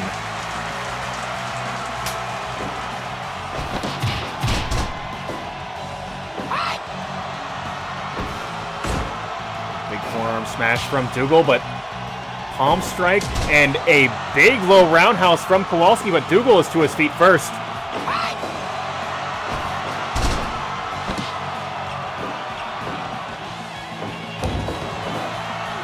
Jumping knee from Kowalski. Kowalski trying to put his educated feet to good use, able to get a kick right to the chest of the kickboxer and able to escape that Tony Jaa knee strike.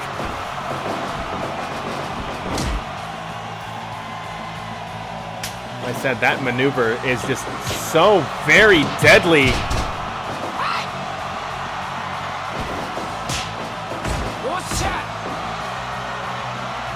Like Dougal gonna buy this moment to get Monty back into the ring, and Drew able to shoot under that bazooka of a kick as both the mount tackle and the knee strike miss, but now it is all Monty. Monty goes for the cover too, and nearly picking up the victory as Dick Boss and Dougal just flatten Kowalski.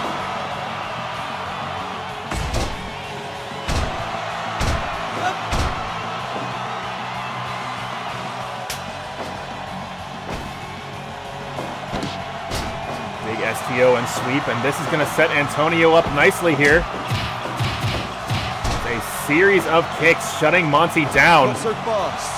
Back switch again, and Antonio coming out on top, looking very intelligent out of that exchange.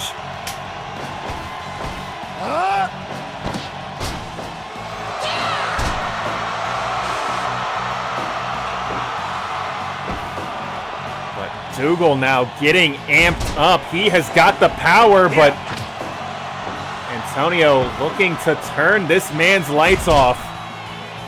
Antonio going up top, and big rolling guillotine off the top, and Dougal now in dire straits.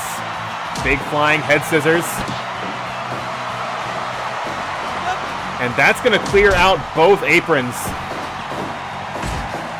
Oh my God, Drew just launching Dick Boss, but Dougal once again getting amped up.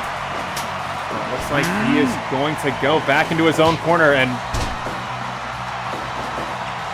Antonio shut down by Dick Boss here. Too distracted by Dougal, not seeing the legal man behind him, and Antonio going to go back to his own corner, bring Kowalski back into this match. Big double drop kick from Team Daytona. And hold on, roll up in the center of the ring too, and Monty making the save in a critical moment. And hold on just a moment here.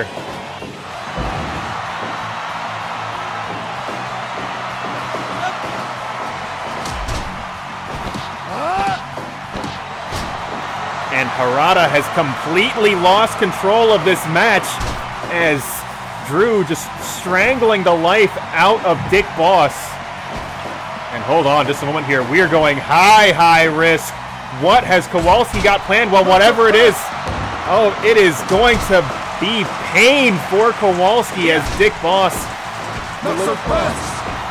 all of his weight onto the body of Kowalski.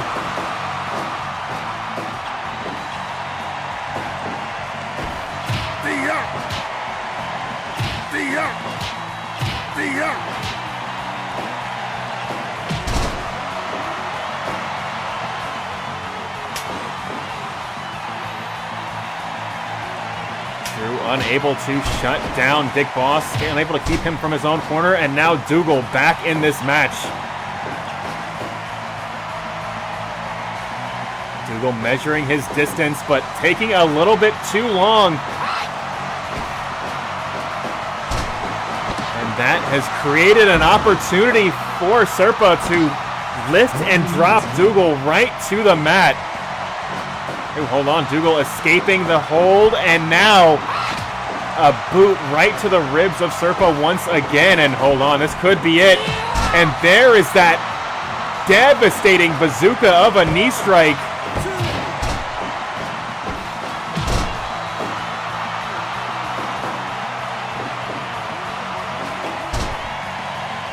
Going for that mount tackle, missing both attempts, and Dougal now a huge boot to the face. Hold on, back switch. Lift and drop, center of the ring, gets the mount, but Dougal escapes once again and punishes him with a boot to the ribs for good measure. Dougal parting shot, forearm smash to the back of the head, and Monty is all set up. No, hold on just a moment here. Cover 1, 2. Oh my God.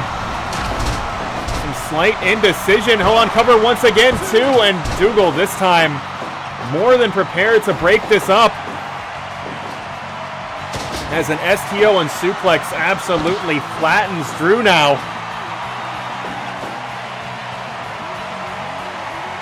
And Drew going back to his own corner. The punishment so severe. As an STO and sweep now connecting to Monty. Monty fired into that orange Gatorade corner, but fighting his way out with a hard shot. Not so fast.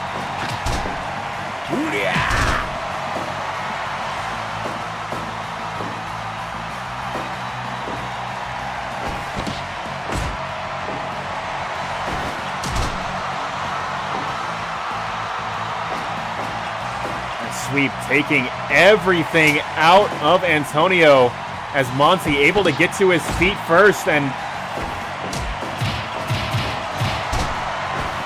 Antonio in dire straits as a colossal knee to the face shuts down Antonio now. Hold on, back switch, and Antonio nearly avoiding certain death by escaping back into his own corner.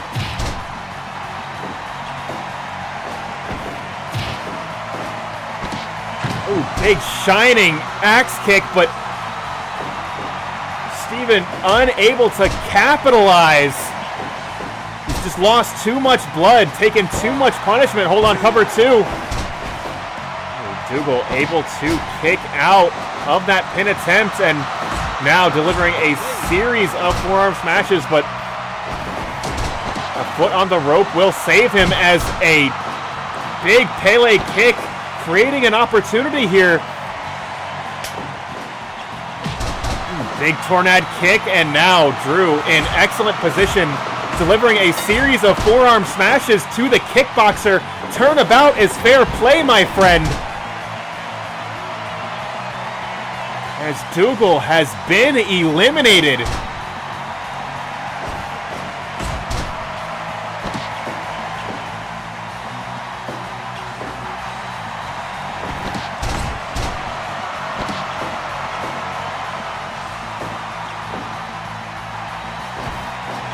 Back switch from Drew, and absolutely gorgeous German suplex.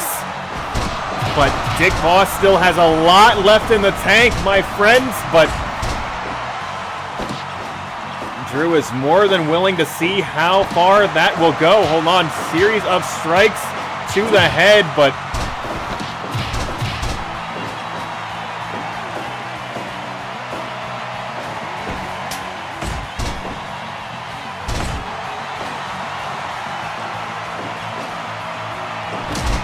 mount tackle here, and it's like the numbers game starting to work for Team Daytona here, as this 3-on-2 advantage just seems to be too much for Dick Boss to bear. Looks like Dick Boss going to bring the technician into this match. Monty, oh my God, devastating wheel kick, doesn't connect with Monty, but will connect with Dick Boss, and now will power. And Antonio is now fired up.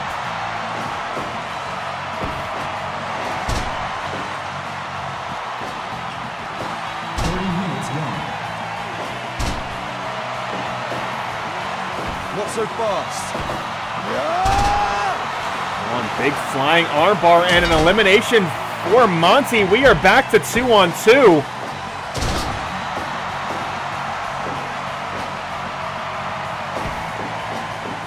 And now a rolling Kimura and another elimination for the technician.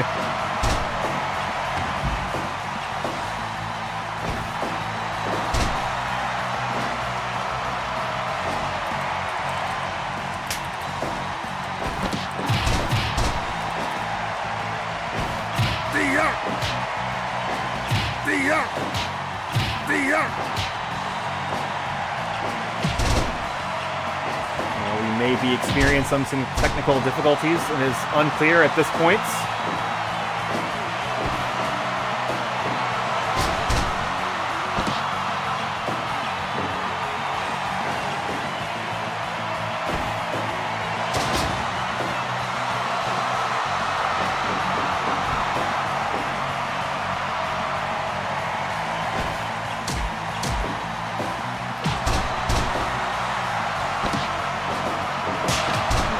Kowalski trying to pick this victory up for himself, but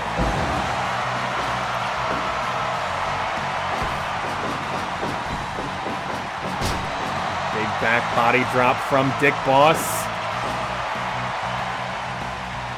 And right now Kowalski in dire straits. Not only is he suffering 2-on-1 disadvantage, he has also been bleeding for several minutes.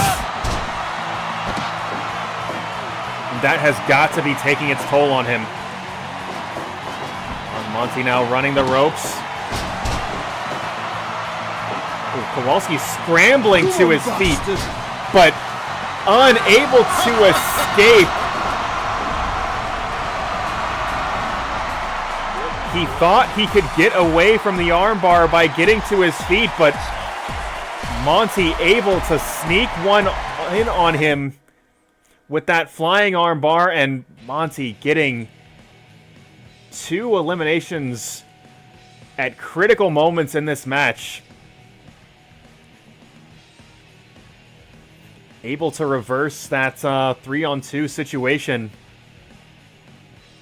This team looking very dangerous.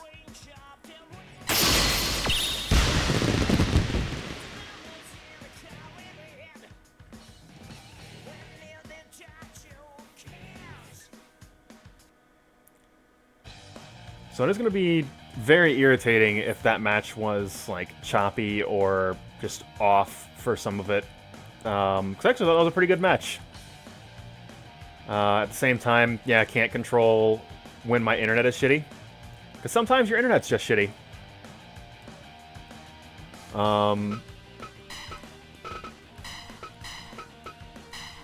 It's just not great no matter how you look at it, you know?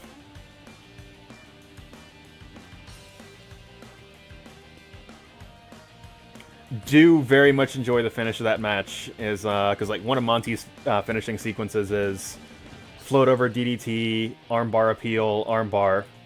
So hits float over DDT, Kowalski scrambles to his feet to avoid the like actual armbar finisher, and then gets armbarred anyway. That's just like, that's some fucking big brain finishing sequence shit.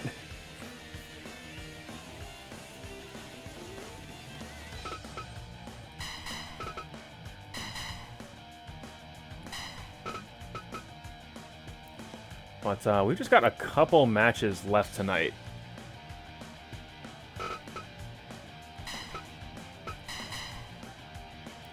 But right now we have got just a handful of fan favorites involved in tonight's contest. As we have got Joey Bagi and Kurt London going to be going head-to-head in singles action, as Joey Bagi looking to get to the top of the mountain in the Judgment Pro Wrestling stable, and got to figure Kurt London equally interested in Judgment Pro Wrestling Gold. And we're going to get a chance to see these two men square off head-to-head, and that's right now.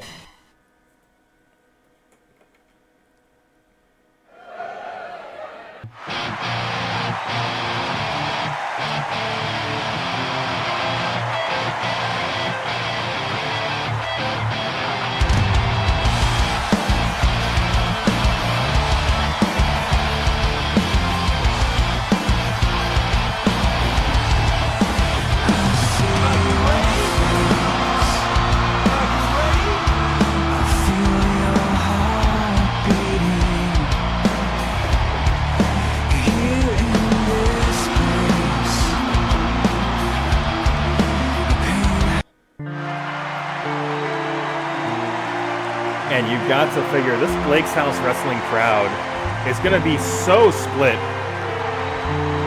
between Kurt London and Joey Bagi as our two fan favorites going to be going head to head.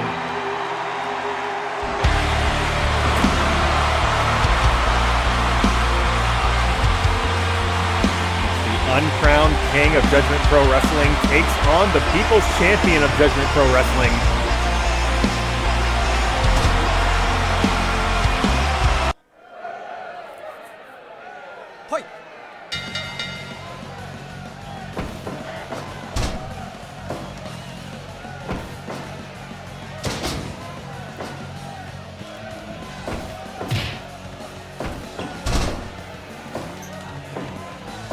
Joey already starting things off. This man, a well-known striker, competitor that if you let him get started, he becomes so much more dangerous as he starts to ramp things up. But Kurt London only knows one speed. This man is always on all the time. Anything, he is looking for ways to pick up the pace, pick up the excitement in one of these matches.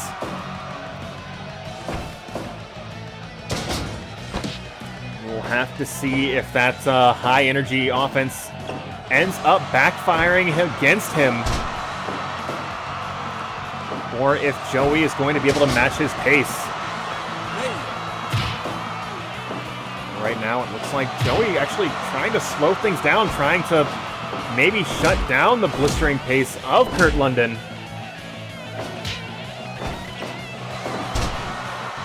Big dragon screw leg whip.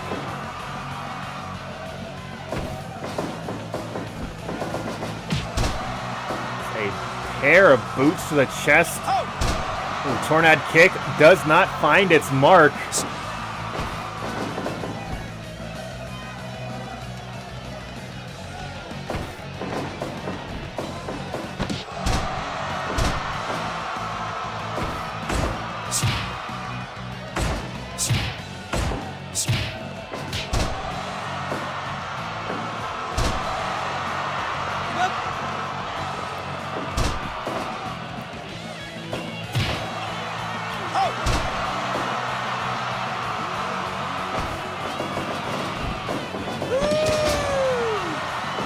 Joey just trying to get the fans on his side a little bit, and that is going to be a challenge when someone like Kurt London is in the ring, a man that demands the spotlight in the ways that he does. But Joey, a man that will rise to any challenge put in front of him. 5 minutes gone. Part of the reason why he is the uncrowned king of Judgment Pro Wrestling. You can see he's put in the work. You can see that he is ready for a spot at the top, but those challenges that he ends up running into, he will never back down. He will never surrender, but sometimes those challenges just prove to be too serious a task.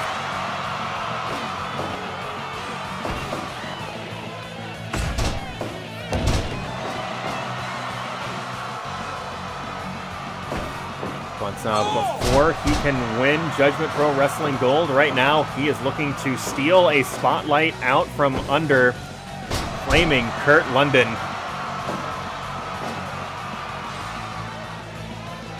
Say he has been quite successful in controlling the pace of this match, and that is absolutely critical when going against an opponent with a gas tank as deep, with energy to burn like Kurt London has.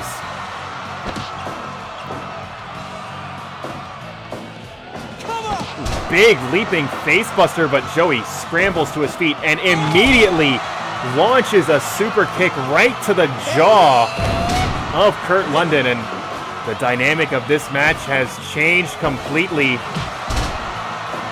as you will never see just one of those from Joey Bag of Donuts. He is going to be letting those super kicks fly early and often from now on. But hold on, looks like he's going high risk. Big falling fist buries it right into the gut of Kurt London. And here is another super kick and shooting star press and nearly getting a victory off that alone.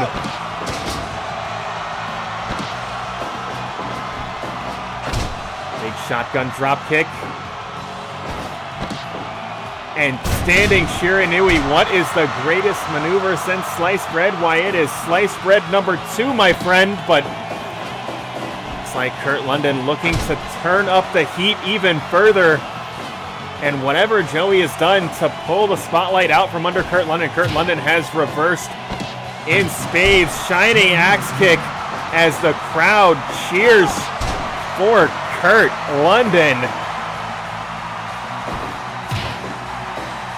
And another big shining axe kick.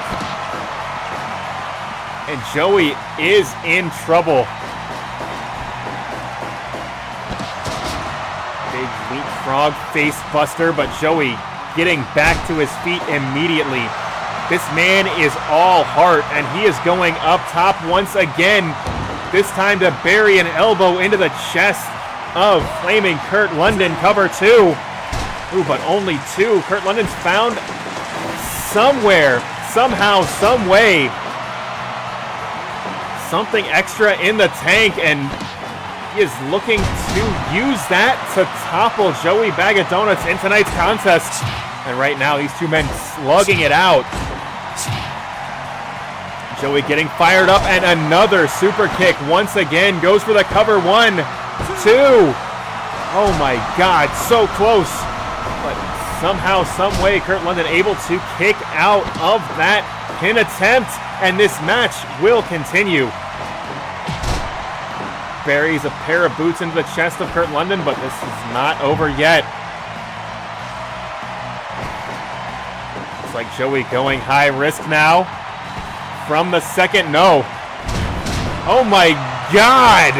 Cover 2! And Kurt London nearly stealing one on Joey there with that roll-up off the top. One cover, but hand under the bottom rope, able to escape. And Joey once again going for that high orange Gatorade district. And we have got an avalanche suplex. And Joey now in complete control. Hold on just a moment here. Scoop and a slam, and Joey getting hyped up. Running the width of this 20x20 springboard. Elbow buried into the chest of Kurt London. That has got to be it. Cover 2. 3 count fall. And the uncrowned king of Judgment Pro Wrestling able to steal the spotlight, if only for one night, from Kurt London.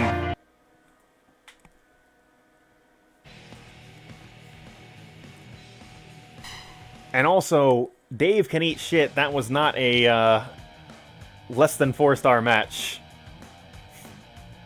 I mean, that's if you were asking me at least. But I digress, as we have just got 2 more matches left on tonight's program.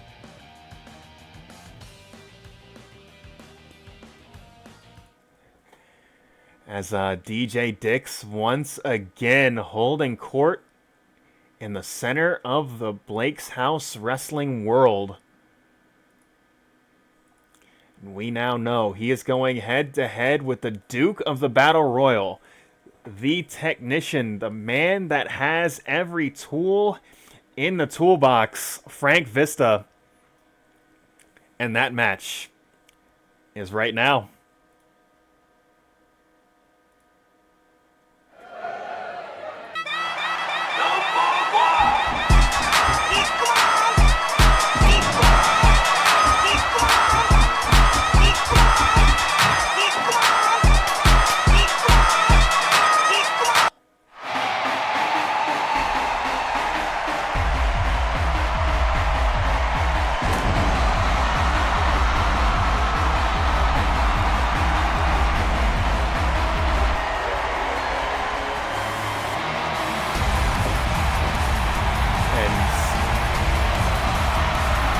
I cannot even begin to imagine what this matchup looks like. Of course, Vista, just an explosive performer, a man so big, so strong, but DJ Dix certainly has power in spades as well. It is going to be difficult to tell. When it is strength versus strength, who is coming out on top?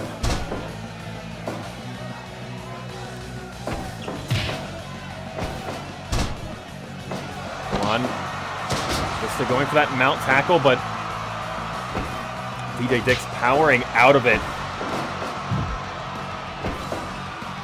Hold on, Vista, no, reversed.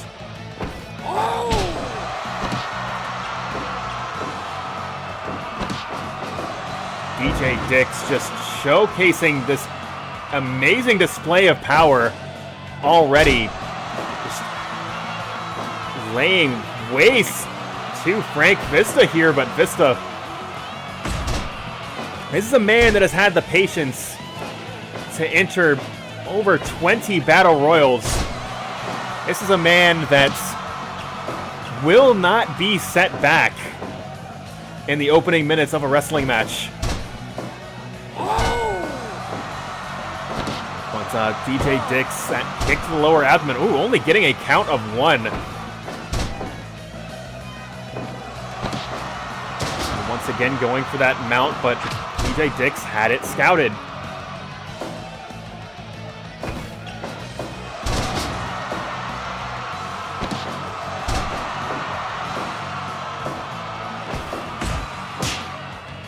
Right now, DJ Dix and Vista slugging it out here, and Frank Vista seems to be struggling to get things going here, and you can certainly understand that. DJ Dix is an enigma. Lift and then drop. But the explosive offensive ability of Frank Vista, that can change at any moment. God, precision haymaker and a flipping big boy into the center of the ring.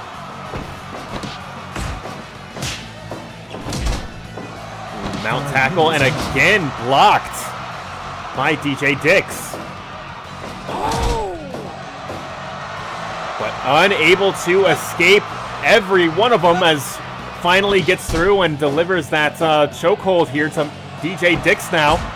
And once, twice, and 3 European uppercuts as the technician Frank Vista starting to get things going now. Big German suplex once, twice, and it looks like we got 3 of these too, my friend, as he gets a cover 2 and nearly a 3-count fall. Hold on, but you can learn now why he is the master of homos, as he connects with that gravity squeeze.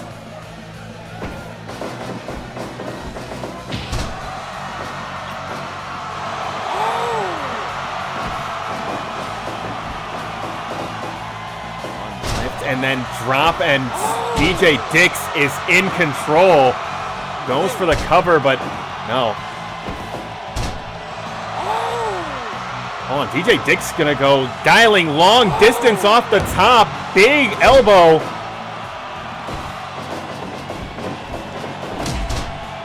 Hold on, goes up top once again. And here comes the Psycho Ball off the top, but he's unable to capitalize. Vista is to his feet first, and this has completely changed the dynamic of this match. Hold on, Chaos Theory cover 1, 2. Oh my God. And a Olympic style slam has sent DJ Dix to the outside, and this is the explosive firepower that the technician Frank Vista is known for.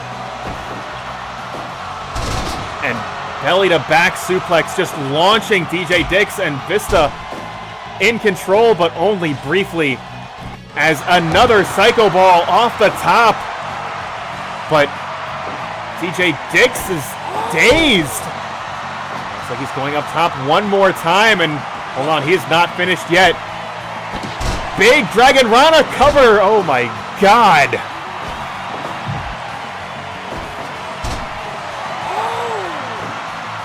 DJ Dix going up top once again, and a third Psycho Ball. If he goes for the cover here, that has got to be it. No, both men to their feet at nearly the exact same moment. And a miscalculation from DJ Dix going to create an opportunity for Vista now.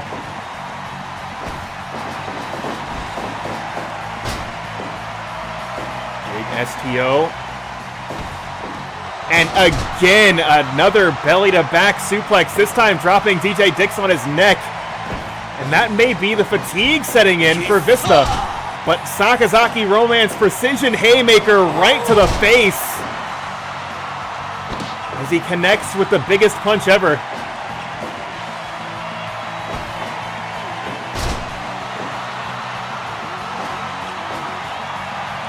These two men are going to war with one another. Hold on, once, twice, 3 times into the mat, but a hand on the bottom rope will protect DJ Dix, but not from that Olympic slam. Hold on. Vista going for that mount, but DJ Dix able to protect himself when it counts, and this match will continue. Big flying hip attack, but Vista springing up to his feet and again going for that mount tackle, and again it is evaded by DJ Dix.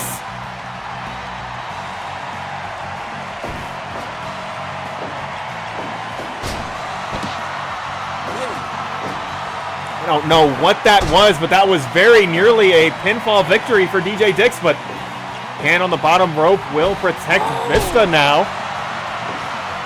Hold on, goes for that clothesline cover 2. And Vista able to escape certain defeat. And once again, that slam from Steel City sending DJ Dix to the outside. And the Duke of the Battle Royal is making his presence known here. Big Samoan drop. DJ Dix now in control. Bulldog sending him into the corner, but Vista getting to his feet so quickly, and once again, absolutely picture-perfect German suplex. And another one for good measure in case you missed the first. Here comes another clothesline. All the way from Bretton Woods.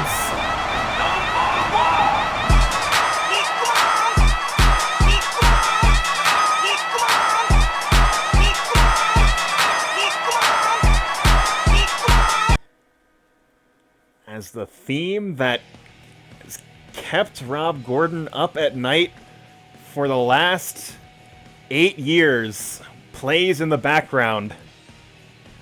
DJ Dix is victorious in tonight's contest.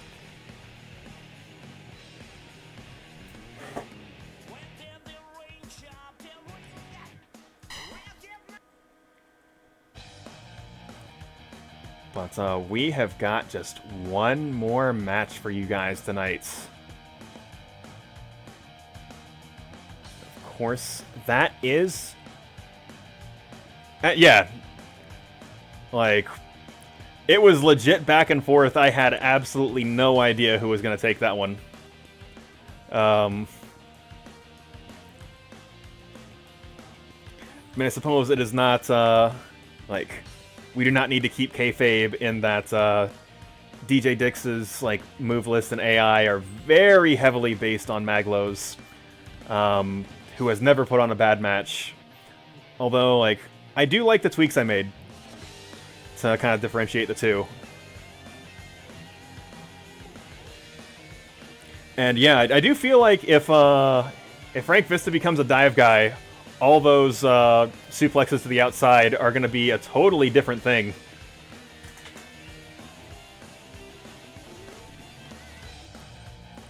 But that is another thing altogether, as we have got one more match for you guys tonight. Of course, the #1 contender spot to the Blake's House Wrestling Championship, which will be defended in the semi-main event of the Knicks Wrestling Special Events, has yet to be decided. And there are 2 men that have stood out on this Blake's House roster. course, that being Terrell Benjamin and Mag.Lo. And these two men are going to fight to earn a spot at the top of the mountain, to earn a right to challenge Laz Cobb, and for Terrell, that would be a rematch. For Mag.Lo, I believe that will be the first time these two competitors have met up, but the time for talking is over. The time for action is now. As Mag.Lo, Terrell, for the #1 contender spot. Next.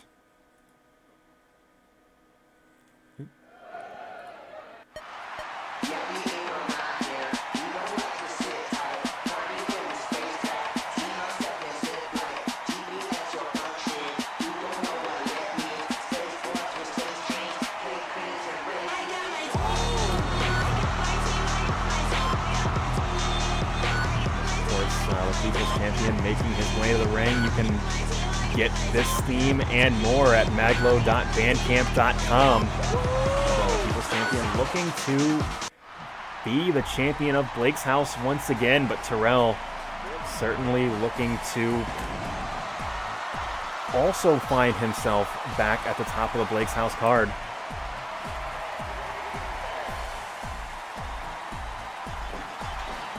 Man that has been hounded week in and week out from JB3 and the Judgment Pro Wrestling roster, but right now that series of victories has only elevated his status in this Blake's House Wrestling ranking system and has earned him a #1 contender shot up against Mag.Lo.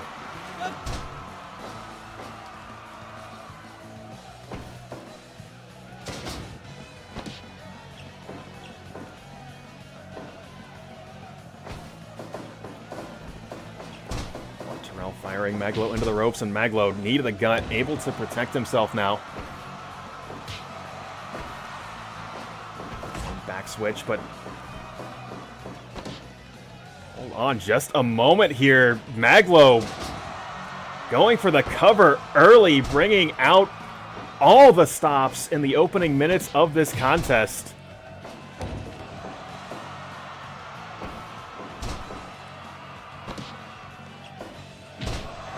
Sliding D from Mag.Lo.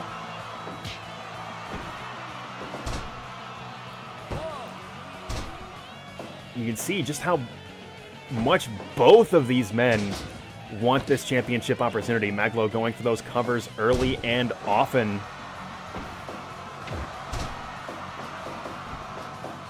Terrell also firing those big moves pretty early in this contest, and you can see backbreaker right into a body slam. And a big boy right across the chest, but there is the clothesline from Bretton Woods, the originator, the innovator, the Duke of Bretton Woods, swinging wildly with that forearm.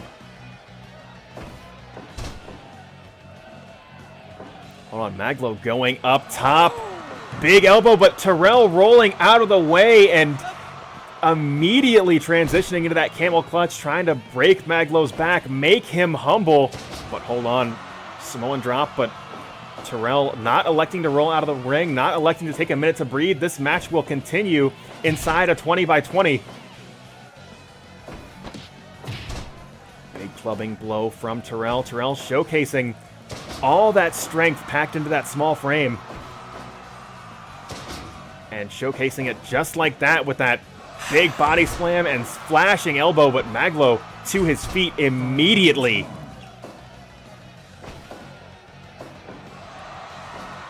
Lift and then drop to the center of the ring, and both men just taking a moment to breathe. I think they've started to realize they are not going to be able to keep up this pace, and never mind as a huge muscle buster from Mag.Lo. I thought for a moment they were going to take a moment to get off the gas, but clearly, at the very least, Mag.Lo has not gotten the memo as he is moving full speed ahead. I think he's found a second gear somewhere, as that diving elbow gets another near fall. Looks like he is going up top one more time. Big diving elbow, but a foot on the bottom rope will protect Terrell, and Terrell now Emerald Flosion. He goes for the cover. That is a... Oh, no, it doesn't look like he's going for it just yet. Emerald Flosion once again, and Mag.Lo now scrambling to his feet. So Terrell, burning hammer.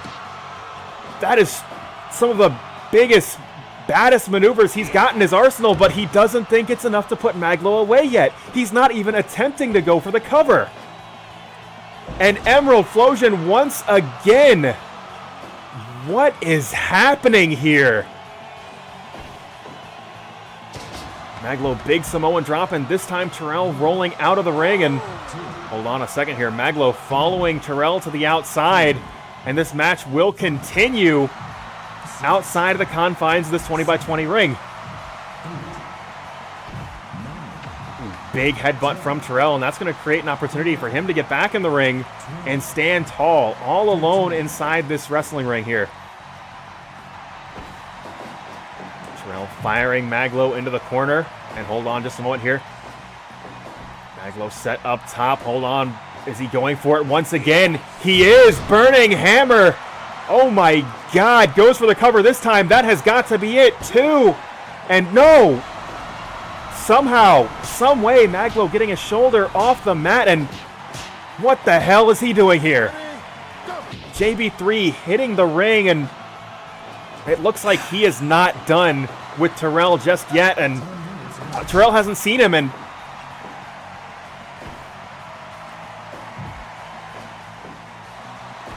JB3 is just absolutely pissed all over the sanctity of this match, this #1 contenders match, as his vendetta against Terrell just knows no bounds. Another muscle buster and cover. 1, 2, no, oh my God, somehow Terrell getting a shoulder off the mat. Emerald Flosion once again. And Terrell now, he knows that he's going to have to do something about JB3 if he wants to win this match. Big Samoan drop from Mag.Lo, and big European uppercut off the top, and it looks like Hirooki finally forcing JB3 to the back, but the damage has been done. I don't know how Terrell is going to be able to keep up in this match facing those 2-on-1 odds, but right now, it looks like he's holding his own. Big falling headbutt, and Mag.Lo going up top. Big diving elbow. Terrell rolling out of the way. That could be what he needs. Oh my God, that is a 12-minute drop kick. Buried right into the chest. On another Samoan drop, and Terrell again rolling to the outside. But Mag.Lo turning on the gas. And another muscle buster. And clearly Mag.Lo wants this championship opportunity so badly. Mag.Lo, driver! As he is pulling out all the stops, but Terrell keeps getting to his feet, keeps fighting on. Another Emerald Flosion going for the cover, but the damage done over the course of this match clearly taking its toll. He didn't even see Mag.Lo's foot on the bottom rope. Looks like he will connect once again with the Emerald Flosion, this time bringing Mag.Lo away from the ropes. If he goes for the cover here, that could be it. No, he doesn't seem to think so. Lift and then drop, and this time it is Mag.Lo sent to the outside, and Terrell standing tall once again inside this Blake's House wrestling ring. And hold on, lift and then drop, cover. 1, 2, 3 count, fall. Despite the odds, despite the interference, Terrell has once again earned a championship opportunity, a rematch against the woman that bested him in singles action. And we have just got our semi-main events.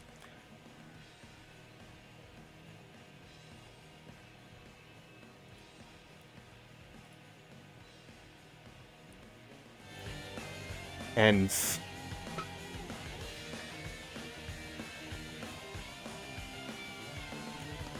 despite the interference, these two warriors put on one hell of a match. But Terrell showing he's the one that had more heart, more drive, more of that inner strength on tonight's program. And he is going to need every ounce of that inner strength to overcome Cobb next week. But that is going to conclude the main portion of tonight's program. Do stay tuned for the bonus match while I hang out with you guys in the chat. And to elaborate shreds, I know Troll Wizard and GK both kind of gave the cliff notes on what the stakes of that match were. Cobb of Nick's Wrestling Organization earned a championship opportunity and just beat Terrell for the title in pretty decisive fashion. So Terrell, of course, the way that championships work in Blake's house is if you lose the title, you're at the back of the line. So Terrell has to fight his way back up to the top, but while doing so, he'd injured JB3, took him out of action for several weeks. And JB3 took that quite personally and sent his enforcers, the firm, his enforcer, the gatekeeper, put him in matchups where Terrell was really supposed to lose by design, but Terrell kept overcoming. Terrell kept rising above. And in doing so, in winning these difficult matchups, was able to climb back into the ranks and get back into the championship picture. So JB3 may have inadvertently catapulted Terrell back to the top of the roster. But clearly JB3 is not done despite the two of them having a rematch. He still has it out for Terrell, so we're going to have to see how that develops going into next week. But yeah, Terrell's doing it. But as I said, we've got one more bonus match, and the way we do this, if you are new here, I'm going to random select 4 wrestlers on each side, and the first person called out on the blue corner and on the red corner from the chat is what the matchup's going to be. So if you see somebody you like in this lineup here, we can go ahead and lock that in. Want to see Busta Rhymes? I can absolutely do that. And Hurricane Helms. I can also do that. So I'm going to go ahead and hit the button here and hang out with you guys while we're doing our bonus match. I'm also, like, kind of irritated because I checked on the Steam Workshop if there was a Gregory Helms Ace Reporter as a character, and there wasn't, which is deeply upsetting to me because I would like to have Gregory Helms Ace Reporter as a manager or something. But right now, the Hurricane, one of the world's only wrestling superheroes, taking on Busta Rhymes, who is canonically built to smash you, and he will also break your goddamn neck. So I don't know if the Hurra powers are going to be enough to overcome Busta Rhymes.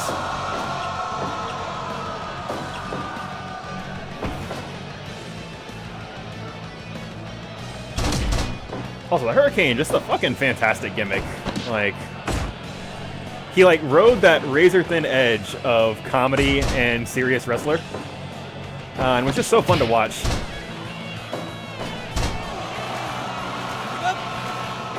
Busta Rhymes already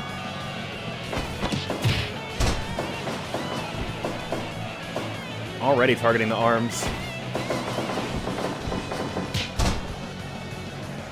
Yeah.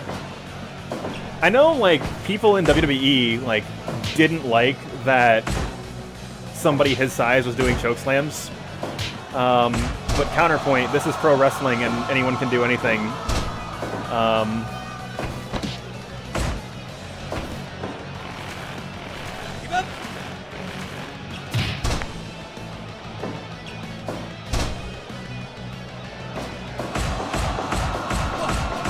Oh shit! JJ, how's it going, man? Unfortunately, you are tuning in, like, literally at the last few minutes of my stream. This is, like, the bonus match where I hang out with the chat. However, you do get to see Busta Rhymes fight the Hurricane, so... if that's something you have ever wanted to see in your life, you get the opportunity to do that now. But, yeah, like, unusually busy tonight, which, like, I'm always happy to see when people are, like, coming in to hang out on the show.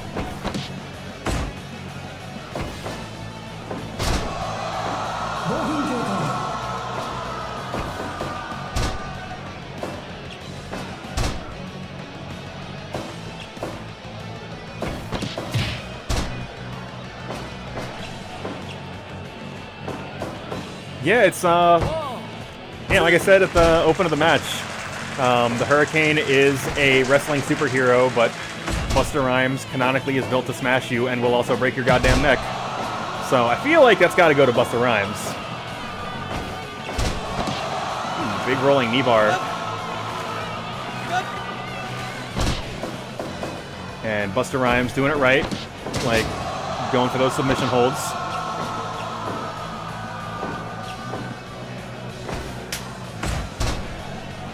I don't remember what they made his finisher in this game. It's probably the giant swing, if I had to guess.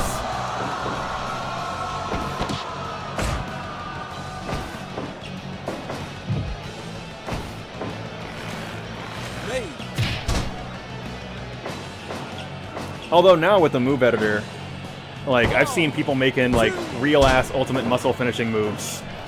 So, like, the Def Jam finishers are probably very easy to create by comparison. Like, I don't know how many of you guys in the chat follow Fire Pro, but, like,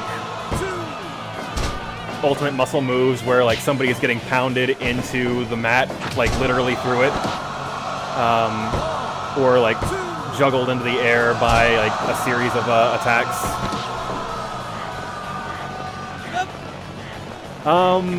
So, like, where we're at storyline-wise is, so, like, there's three major stables. There's GK's stable, Judgment Pro Wrestling, there's my stable, Blake's House Wrestling, and there is Nick, Troll Wizard in the chat, his stable, Nick's Wrestling Organization.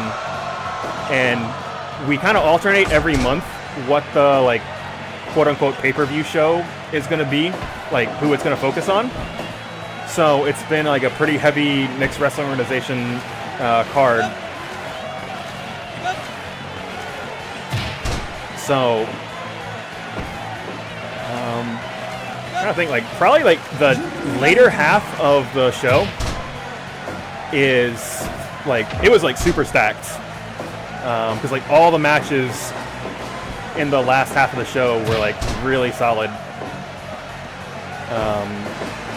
Also, Linda, I don't know when you joined, but not only did DJ Dix wrestle tonight, but also Chris Martin's original characters, the Vuku Fighters, are our current King of Fighters TV champions.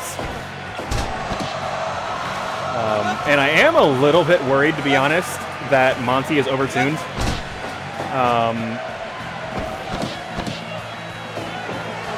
Like, of the three people in that team, I think he's got the most potential to, like, swing those trios matches in a fucked up way.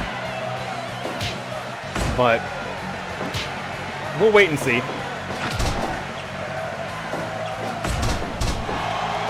Especially when, what is it? The Daytona All-Stars got the first elimination in that match, and the match against the Nick's Wrestling Organization team was competitive. It was like, because Dick Boss is actually, like, not good.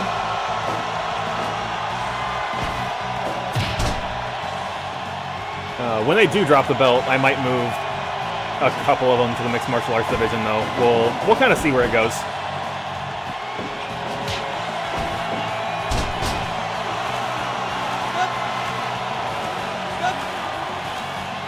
And also, like, one thing that has been challenging is there are just so many characters on my roster now. Like, it is legitimately difficult to keep up with, like,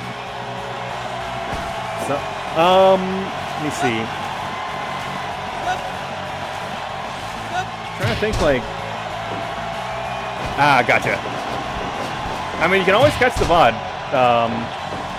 And honestly, like, last week's show was one of the best shows I've put on in a lot of weeks.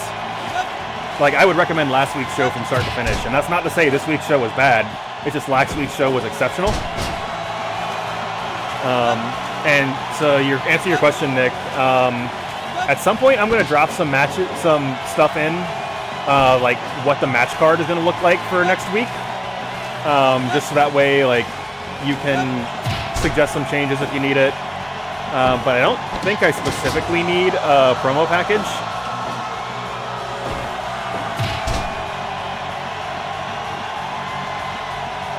Probably won't tonight, but maybe like tomorrow.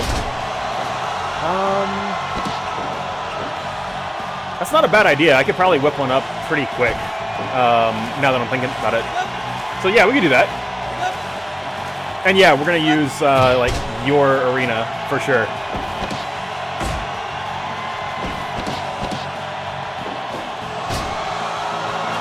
Ooh, that's the fucking Slam cover 2. Ooh, man, Busta Rhymes, that legendary toughness. And yeah, for sure, Linda. Like, the only bad thing about it is people do kind of get lost. Because I can only focus on so many people. Ooh, and yeah, Busta Rhymes picking it up by submission.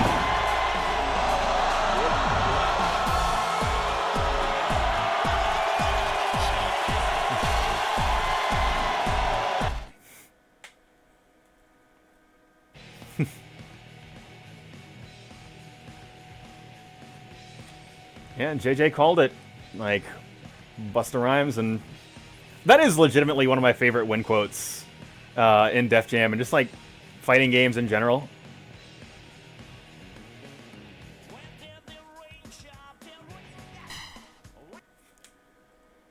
Like, do very much enjoy Busta Rhymes being Busta Rhymes.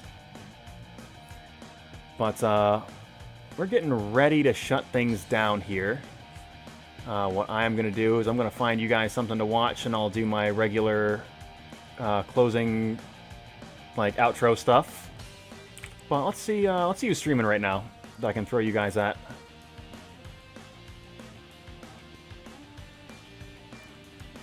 Let's see. It looks like my good friend Heavy Kira is going to be streaming, so I think that's where I'm going to throw you guys, and you guys can watch him play an MMO that is old enough to drive and vote. But before I do that, yeah, we'll do our regular thing. So if this is your first time here, I hope you enjoyed what you saw. We do this every Sunday night at 7:30 p.m. Eastern Time, right here at twitch.tv/MondayCindy. Next week is a special event. You're going to be seeing a lot of championships on the line, a lot of major storylines come to a close, and a handful get kickstarted on next week's program. So if I can recommend anything you don't want to miss, I'm definitely going to want you to tune in next week. Additionally, myself and my good friend Heavy Kira, who I am going to throw you to momentarily, we do an NHL 20 stream on Wednesday nights. We've been missing the last couple weeks because, as it turns out, real life sometimes gets in the way of playing video games. It sucks, and I don't recommend it. But, you know, it is what it is. But do be on the lookout for us Wednesday nights at 8 p.m. Eastern Time right here at twitch.tv/MondyCindy. We play some NHL hockey. He's going to lie to you and say that we're good at hockey. I won't lie to you, but I will tell you the matches are competitive. And then we usually have a pretty nice chat about esports, about wrestling, sometimes about politics, or whatever dumb thing happens to be on our mind on that particular night. Sometimes I stream other stuff. But don't count on it, because every time I say I'm going to stream something else, I have literally never done that. And I guess, of course, before I totally shut it down, Troll Wizard in the chat and the Gatekeeper24, big ups to both of them for both providing characters for the stream, as well as for doing a lot of work writing storylines. Lado Copy, who was not in the chats, credit to him for a lot of the assets in terms of art that you see. The ring skirts and some of the stuff on the ring mats, as well as doing... Oop, hold on a second, I will check that momentarily. As well as doing some writing work as well. And of course, could not do this without Mag.Lo, who has provided a lot of the original music for this program, as well as just generally a cool guy. That is, of course, his Shoot Bandcamp link whenever he walks to the ring. Do support a local artist that does good work. But I think that is going to do it for me. Let me check this message before I go off air if it's going to be something important. Let's see.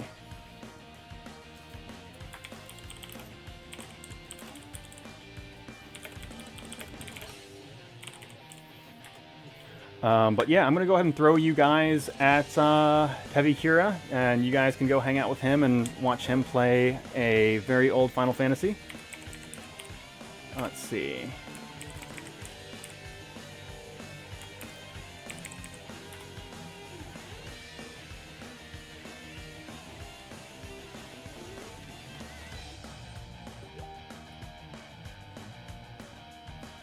And yeah, hope to see you guys next week.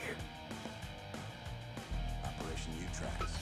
DNA enhancements implanted into a fetus. Perfectly refined military tools. I need a name. I already have a name. None of this is real. They're training you to kill people.